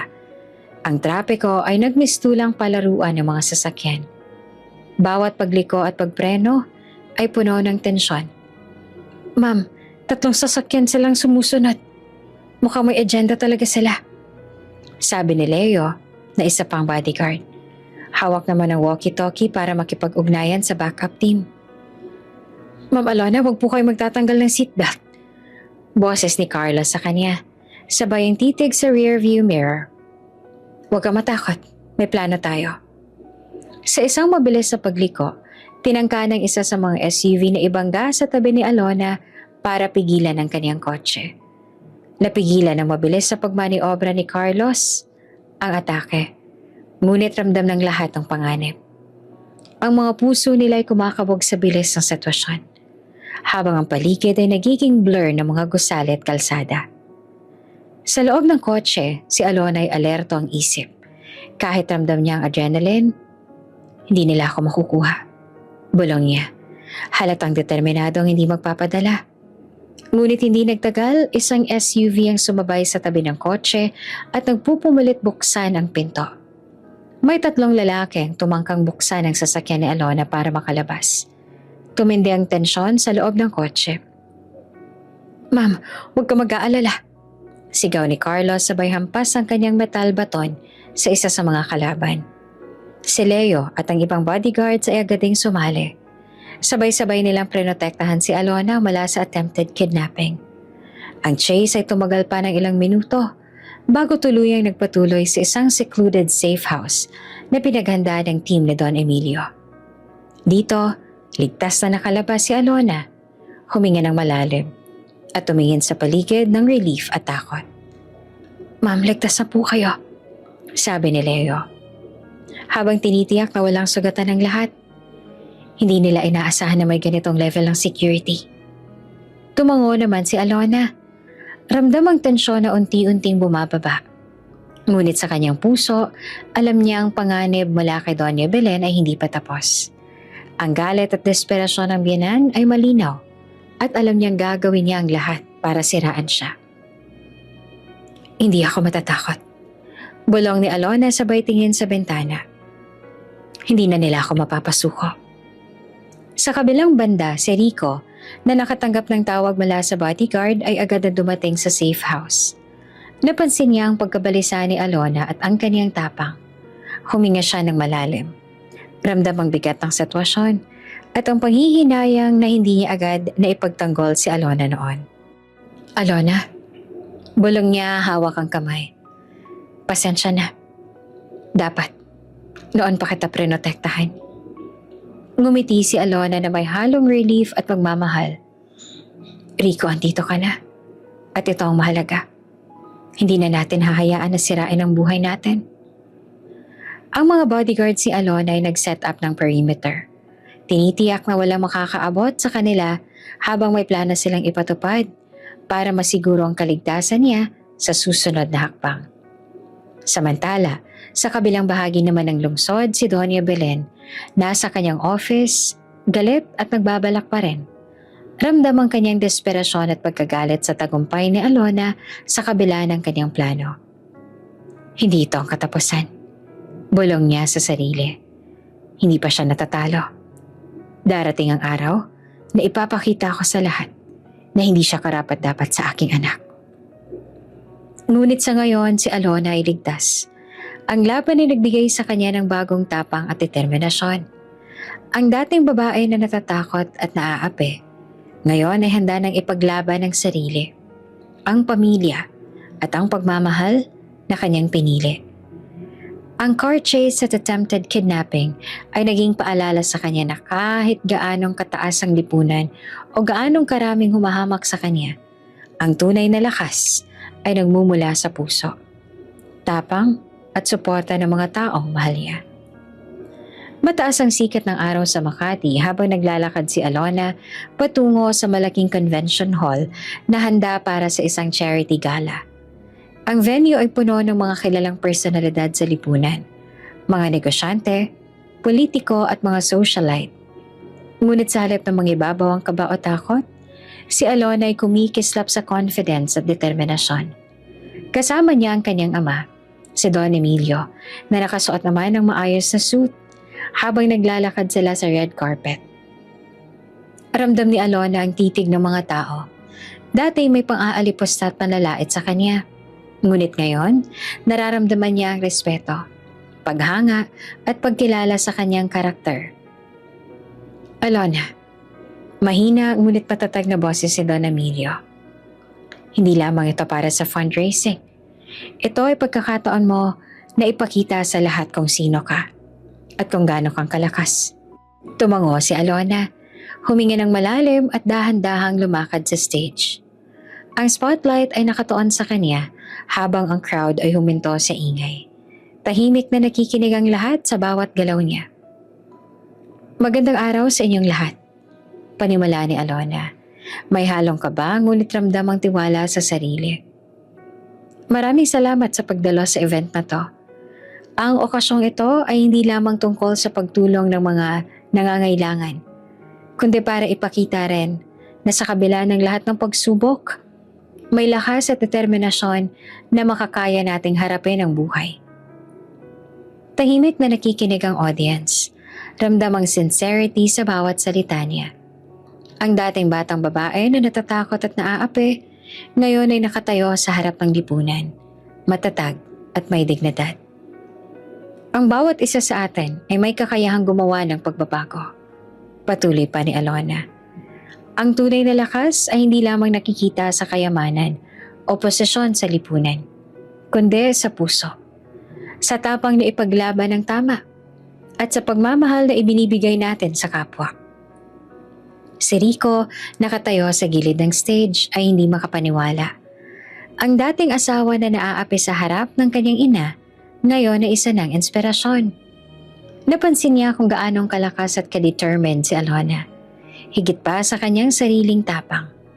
Ang kanyang puso ay punong-puno ng pagmamahal at pagsisisi. Bakit ba hindi ko siya noon pinaglaban agad? Bulong ni Rico sa sarili habang tinitingnan ng asawa. Ngayon mas maliwanag na ang lahat. At ramdam ko na kung gaano ako kaliit kumpara sa lakas ng loob niya. Sa stage, nagpatuloy si Alona sa kanyang speech. Nagbahagi ng mga kwento ng mga batang nangangailangan at mga pamilyang nawalan. Ang bawat salita niya ay puno ng emosyon at sincerity. Ang audience ay tumayo at pumalakpak, humahanga sa kanyang dedication at tapang. Ang pagbabago ay nagsisimula sa bawat isa sa atin. Pagtatapos pa ni Alona. At kung minsan, ang pinakamahalagang laban ay ang laban sa ating sarili. Ang laban para maging matatag, maging matapang, at ipakita na kaya nating bumangon sa kabila ng lahat ng pagsubok. Pagkatapos ng kanyang speech, maraming lumapit kay Alona para purihin siya. Marami sa mga dating nanlait o nagdududa sa kanya, ngayon ay humahanga at nagpapakita ng respeto. Ang kanyang presence ay nagbigay ng inspirasyon at ang kanyang paninindigan ay nagsilbing halimbawa sa lahat. Si Rico huminga ng malalim. Humawak sa kamay ni Alona at tumingin sa kanyang mga mata. Alona, patawad sa lahat ng pagkakataon na hindi kita prinotektahan noon. Ngayon, nakikita ko kung gaano kang kahalaga at pangako ko na hindi na kita iiwan. Kasama mo ako sa bawat laban. Ngumiti si Alona, may halong emosyon. Rico, salamat sa pagsuporta ngayon. Ang mahalaga, nandito tayo. Ang nakaraan ay aral na lang. At ngayon ay panahon na ipakita natin ang lakas ng ating pagkakaisa. Ang gala ay nagpatuloy, ngunit si Alona at Rico ay nakatayo sa gitna ng crowd. Ramdam ang support at pagmamahal mula sa mga tao sa paligid.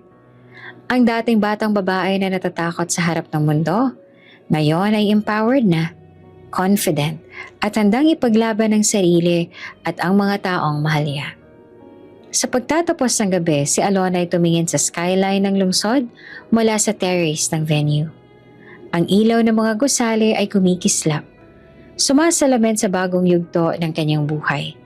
Isang yugto na puno ng tapang, inspirasyon at pagmamahal.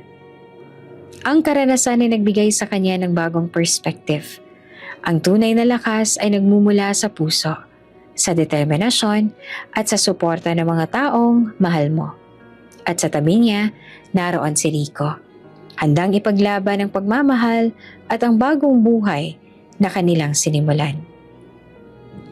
Maliwanag ang hapon sa Maynila nang dumating si Alona sa press conference hall. Ang lugar ay puno ng mga reporter, cameraman at mga flashing lights mula sa iba't ibang media outlet. Ang eksenang ito ay hindi lamang tungkol sa balita. Ito ay simbolo ng hustisya at pagbabalik ng kapangyarihan sa isang babaeng dati pinahiya at naiyapi. Kasama ni Alona ang kanyang ama na si Don Emilio at ilang legal advisors. Ang stage ay simple ngunit eleganteng nakaayos. May backdrop na may nakasulat na Truth and Justice. Ang crowd ay abala sa pagkuha ng tamang anggulo para sa coverage, habang ang tensyon naman sa hangin ay halatang nararamdaman ng lahat. Magandang hapon po sa inyong lahat. Panimula ni Alona, mahinahon ngunit may halong determinasyon sa boses. Ngayon ay isang napakahalagang araw, hindi lamang para sa akin, kundi para sa lahat na naniniwala sa katotohanan at hustisya. Tahimik na nakikinig ang audience. Ramdam ang seriousness sa kanyang tone. Matagal ko nang pinag-aaralan ng mga pangyayari sa nakaraang taon. At ngayon, handa akong ibahagi ang katotohanan. Ang isang taong minsang nagdulot ng kasiraan sa aking buhay at sa buhay ng iba ay sangkot sa mga ilegal na negosyo at katiwalian. Nag-pause si Alona. Tiniyak na bawat mata sa hall ay nakatuon sa kanya. Matagal na ako naghihintay para sa araw na to. At ngayon, hindi na natin hahayaan ng sino man na malampasan ang batas. Ang taong pinag-uusapan ko ay walang iba, kundi si Doña Belen Ilustre. Bigla ang mga usap-usapan sa press conference hall. Ang mga reporters ay nag-type ng mabilis, habang ang mga cameraman ay nakatutok sa bawat galaw ni Alona. Ang tensyon ay halata. Ang dating malakas at mapang-apinabianan, ngayon ay nakatayo sa harap ng publiko. Wala nang nakatagong kapangyarihan. May sapat kaming ebidensya, dagdag ni Alona, habang pinapakita ang mga dokumento sa media. Mga transaksyon, bank records, at testimonya mula sa mga nakakaalam sa illegal dealings. Lahat ng ito ay magpapatunay na hindi lamang siya sinuway ang batas, kundi pinahamak din niya ang ibang tao para sa sariling kapakanan. Ang press ay napuno ng excitement at disbelief. Maraming nakatingin sa bawat detalye na ipinakita ni Alona. Dito nag-umpisa ang tunay na drama. Ang pagkakabunyag ng katotohanan na matagal nang nakatago sa likod ng kayamanan at impluwensya ng pamilya Ilustre. Sa kabilang bahagi naman ng hall, si Doña Belen ay nandoon, nakaupo sa gallery. Ang kanyang mukha ay nag-aalab sa galit at hiya. Ramdam niya ang bigat ng pagbagsak na unti-unti niyang nararamdaman. Ang plano niyang panatilihin ang kapangyarihan at reputasyon ay tuluyang nauurong sa ilalim ng liwanag ng katotohanan. Sa oras na ito, patuloy pa ni Alona, ang mga otoridad ay inabisuhan na. At ngayong narito tayo, hahayaan natin ang batas ang kumilos. Sa loob ng ilang minuto, dumating ang mga pulis sa press conference hall. Maayos at profesional na lang nilapitan si Doña Belen, na ngayon ay nakatayo, walang makitang puwersa o tauhan na pwedeng ipakita bilang proteksyon. Ang kanyang mga mata ay puno ng pagkabigla at galit. Habang binabasa niya ang legal papers na ipinapakita ng mga pulis. Doña Belen Ilustre, ikaw ay naaresto para sa sangkot sa mga illegal business deals at pang-aabuso sa mga transaksyon. Mahinahon ngunit malinaw na boses ng pulis. Ang crowd ay napuno ng mga camera flashes, habang ang mga reporter naman ay hindi mapakali sa pagsulat at pagkuha ng footage. Ang dating malakas na biyana na minsang nagpahiya kay Alona sa harap ng maraming tao, ngayon ay nakatayo sa harap ng batas. Walang kakampi at walang taguan ng kapangyarihan. Si Alona, tahimik ngunit may dignidad, ay nananatili sa stage. Ramdam niya ang bigat ng nakaraang taon, ang pang-aalipusta, ang humiliation, at ang lahat ng laban niya para sa sarili. Ngunit ngayon, sa harap ng publiko, siya ay empowered, confident at may lakas ng loob na ipakita na hindi siya basta-basta. Si Rico naman na nakatayo sa gilid ay huminga ng malalim. Ang damdamin niya ay halo-halo. Relief, pagmamahal, at pagkamangha sa tapang ng asawa. Ramdam niyang muli kung gaano siyang kaliit kumpara sa lakas ng loob ni Alona. At muling napangako sa sarili na hindi na siya magpapahuli sa pagsuporta sa kanya. Matapos ang pag-aresto, dahan-dahan ng press conference ay nagtapos. Ang mga reporter ay nagpatuloy sa pagkuha ng mga eksena at reactions ng publiko. Si Alona ay naglakad patungo sa exit kasama ang kanyang ama at si Rico. Ang bawat hakbang ay simbolo ng panibagong kabanata. Isang kabanata ng hustisya, empowerment at pagbabalik ng dignidad. Sa labas naman huminga si Alona ng malalim. Ang hangin ay malamig ngunit nakakapagpaginhawa sa kanya. Tinitingnan niya ang skyline ng lungsod. Ramdam ang liwanag ng bagong simula. Ang kanyang ngiti ay tahimik ngunit puno ng tagumpay. Ang nakaraan ay hindi nahadlak. Bulong niya sa sarili. Ngayon, ako na ang may kontrol sa buhay ko at sa aking kapalaran. Ang gabi ay tahimik sa rooftop garden ng kondo ni Alona. Ang mga ilaw ay malumanay, naglalaro sa hangin. Nagbibigay ng romantikong ambience na halos walang kasing init kumpara sa damdamin ng dalawang tao na naroroon. Si Alona ay nakaupo sa bench, nakatingin sa skyline ng lungsod. Iniisip ang lahat ng nangyari sa nakaraang taon. Ang pang-aalipusta, ang pagbagsak ng biyanan, at ang pag-akyat niya sa bagong buhay. Tahimik na lumapit si Rico. Dahan-dahan, ramdam niya ang bigat ng bawat hakbang. Ang dating lalaki na natakot sa ina, ngayon ay may tapang na humarap sa sariling pagkukulang. Alona, mahina niyang panimula. Hawak ang parehong kamay ni Alona. Alam kong marami akong pagkukulang. Maraming beses na hindi kita pinoprotektahan. At hindi ko rin naging matatag para sa'yo nung panahon ng pang-aalipusta at kahihiyan. Tumango si Alona. Tahimik ngunit ramdam ang tensyon sa pagitan nila. Ang mga mata niya ay halong galit at emosyon na sugat mula sa nakaraan. Ngunit may halong pag-asa. Dahan-dahan lumuhod si Rico sa harap niya. Ang simpleng kilos na iyon ay simbolo ng pagpapakumbaba at taos-pusong paghingi ng tawad. Alona, humihingi ako ng patawad. Hindi ko nahahayaan ang nakaraan na sirain ang ating relasyon. Handa akong itama ang lahat ng mali at ipaglaban ang pagmamahal natin. Patawarin mo ako. Sabi niya na ang boses naman ay puno ng emosyon.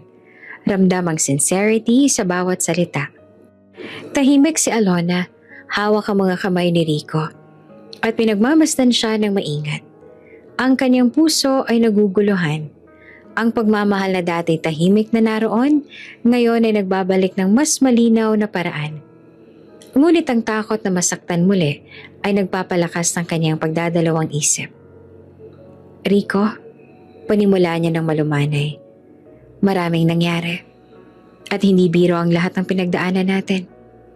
Hindi lang ito tungkol sa nakaraan, kundi sa kung paano mo ipinakita ngayon na handa ka maging iba. Si Don Emilio na nakatayo sa tabi ay tumingin sa anak na babae niya. Ramdam ang pagmamalaki sa tapang at maturity ni Alona. Anak, sabi niya, mahinahon. Ang desisyon sa puso mo ang pinakamahalaga. Akong bahala sa lahat ng iba. Pero sa pag-ibig at sa taong pinili mo, ikaw ang may huling salita. Alona, alam kong kayang-kaya mong pumili para sa sarili mo. Si Alona naman ay huminga ng malalim. Ramdam ang bigat ng responsibilidad sa desisyon. Pinagmamasdan niya ang mukha ni Rico, ang sincerity, ang pangako at ang tunay na pagmamahal na naipakita sa simpleng kilos ng pagluho at paghingi ng tawad. Rico, dahan-dahan niyang wika. Hindi ko pa alam kung handa na akong bumalik tayo sa dati. Ngunit nakikita ko naman ang iyong sincerity at ramdam ko na nagbago ka. Kailangan ko lang ng oras at ng pangako na hindi na mauulit ang mga pagkukulang. Tumango naman si Rico. Ramdam ang damdamin niya na naiintindihan at pinapahalagahan ng kanyang asawa. Alona, pangako ko, hindi na mauulit ang nakaraan. Kahit anong mangyari, ipapakita ko sa iyo araw-araw kung gaano kitang kamahal at kung paano kitang poprotektahan. Hindi kita iiwan sa gulo o problema. Pangangalagaan ko ang pagmamahalan natin, tulad ng nararapat sa iyo. Ang malamlam na ilaw ng rooftop ay tila sumasalamin sa bagong simula ng kanilang relasyon. Ang dating pang-aalipusta takot na naranasan ni Alona ay napalitan ng pag-asa at determinasyon na ipaglaban ang pagmamahal niya. Naglakad si Alona papalapit kay Rico at sa kabila ng kanyang pagdadalawang isip, hinawakan niyang mukha nito at tumingin sa mga mata ng lalaki na nagpakita ng tunay na pagbabago. Rico, simulan natin muli. Unti-unti. Ngunit kailangan kong makita ang patunay ng pangakong ito hindi lamang salita. Ngumiti naman si Rico. Ramdam ang bigat ng pasanin na unti-unting nawawala.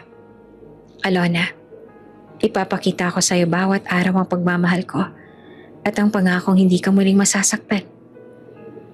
Sa tabi naman nila si Don Emilio ay nakangiti. Ramdam ang kagalakan at pagmamalaki sa anak na babae niya. Alam niya na ang desisyon ni Alona ay makakabuo ng matibay na pundasyon para sa kanilang pamilya at sa bagong yugto ng kanilang buhay.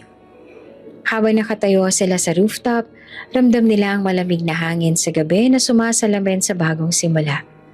Ang nakaraan ay hindi na hadlang.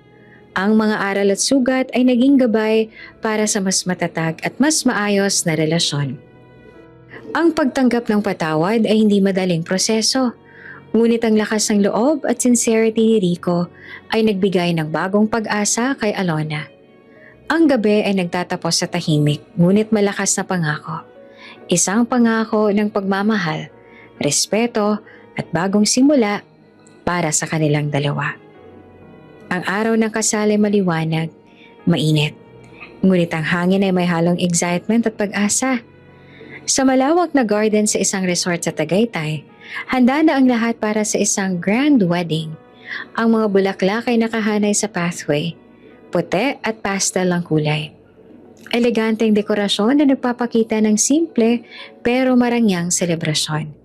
Si Alona ay nakatayo sa bridal suite. Tinitingnan ng salamin. Ang gown niya ay eleganteng disenyo. Simple ngunit classy na nagpapakita ng kanyang maturity at elegance. Tahimik siyang huminga. Iniisip ang lahat ng nangyari sa nakaraan. Ang pang-aalipusta ng kanyang biyanan, ang public humiliation at ang paghihirap na pinagdaanan niya. Ngunit ngayon, narito siya, empowered at handa para sa bagong yugto ng buhay. Dumating si Rico, nakasuot ng klasikong barong Tagalog. Ang dating lalaki na takot sa ina, ngayon ay matatag na at handang ipakita ang pagbabago. Lumapit siya kay Alona. Dahan-dahang hinawakan ang kamay nito at tumingin sa mga mata ng babae na mahal niya. Alona, wika niya na may halong kaba at sincerity. Hindi lang ako humihingi ng patawad. Ngayon, Ipinapangako ko sa'yo na ipapakita ko sa'yo araw-araw na karapat-dapat ako sa pagmamahal mo. Handa akong patunayan ang sarili ko sa bawat sandali ng ating buhay. Ngumiti naman si Alona. Ramdam ang sincerity sa boses ni Rico. Rico, pinatawad na kita. Ngunit tandaan mo, kailangan mong patunayan ang sarili mo. Hindi lang para sa akin, kundi para sa ating relasyon. Ngayon, simula na to ng ating bagong kabanata. Handa ka na ba? Tumango naman si Rico. Hawak ang mga kamay ni Alona. Handa na, Alona. Kasama mo ako sa bawat laban, sa bawat pangarap, at sa bawat hakbang ng buhay natin. Sa gitna ng garden nakatayo si Don Emilio, nakangiti at may pagmamalaki. Alona, anak ko, ngayon ay panahon mo na. Ipakita ang lakas ng loob mo at ang puso mo sa lahat. Rico, tandaan mo, nasa kamay ni Alona ang desisyon. At pinapakita mo na karapat-dapat ka. Ang officiating priest ay nag-abiso at dahan-dahan naglakad sina Alona at Rico papunta sa altar. Ang mga bisita, kabilang ang ilang close friends at pamilya, ay nakatayo at nakatingin sa kanila. Ramdam ang emosyon at excitement sa bawat galaw. Alona at Rico, panimula ng pare. Nasa harap tayo ng dalawang tao na nagmamahal. Nagkamali, ngunit pinili ang patawaran at panibagong simula. Ngayon ay panahon na para ipakita ang pangako ng pagmamahal sa isa't isa. Nagpalitan ng vow sina Alona at Rico. Ang bawat salita ay puno ng sincerity at pagmamahalan. Si Alona, matatag at eleganteng babae na ngayon, nagbigay ng pangako. Rico, pangako ko na ipapakita akong pagmamahal at tiwala ako sa iyo. Ngayon, simula na ng bagong yugto. Ipagpapatuloy natin ang ating buhay na magkasama, na puno ng respeto, tiwala, at pagmamahal. Si Rico naman, Alona, pangako ko na papatunayan ko ang sarili ko sa iyo at sa ating pamilya. Hindi na kita iiwan sa hirap o gulo.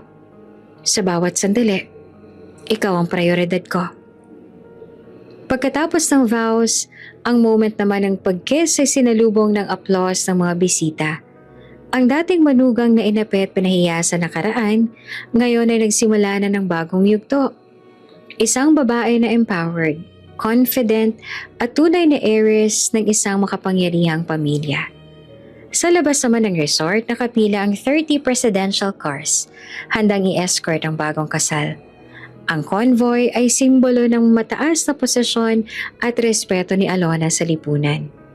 Habang lumalabas sila, si Alona at Rico naman ay nakatingin sa isa't isa, ramdam ang excitement, pagmamahal at bagong simula. Habang nagmamaneho sa scenic route, ang mga kotse ay kumikislap sa araw, parang pagsalubong sa bagong yugto ng kanilang buhay. Ang crowd na nakapaligid sa venue ay nag-a-applause, nagbibigay pugay sa bagong kasal. Si Don Emilio naman ay nakangiti sa likod, ramdam ang kagalakan at pagmamalaki sa anak ng babae. Pagdating nila sa kanilang honeymoon destination, si Alona ay tumingin sa paligid, huminga ng malalim at napangiti. Ang lahat ng nangyari, ang pang-aalipusta, public humiliation at laban sa buhay ay naging daan para siya ay maging mas matatag at empowered. Rico, wika niya, hawak ang kamay ng asawa. Ito na ang simula ng ating bagong buhay at kasama kita sa bawat laban at tagumpay. Tumango si Rico, ramdam ang pag-asa at pagmamahal. Alona, ngayon at lagi, ikaw ang priority ko. Hindi kita iiwan sa hirap man o ginhawa. Si Alona ay nakatingin ngayon sa sunset. Nakasuot ng eleganteng gown, confident at empowered. Tunay ngang eredera at handang harapin ang mundo. Ang dating manugang na inapi, ngayon ay simbolo na ng lakas, dignidad at pagmamahal na isang inspirasyon para sa lahat. bago ka pa lang sa channel neto, ibang kwento ni Ate Jane, istorya mo, ikwento ko. Huwag kalimutang pindutin ang notification bell at subscribe button.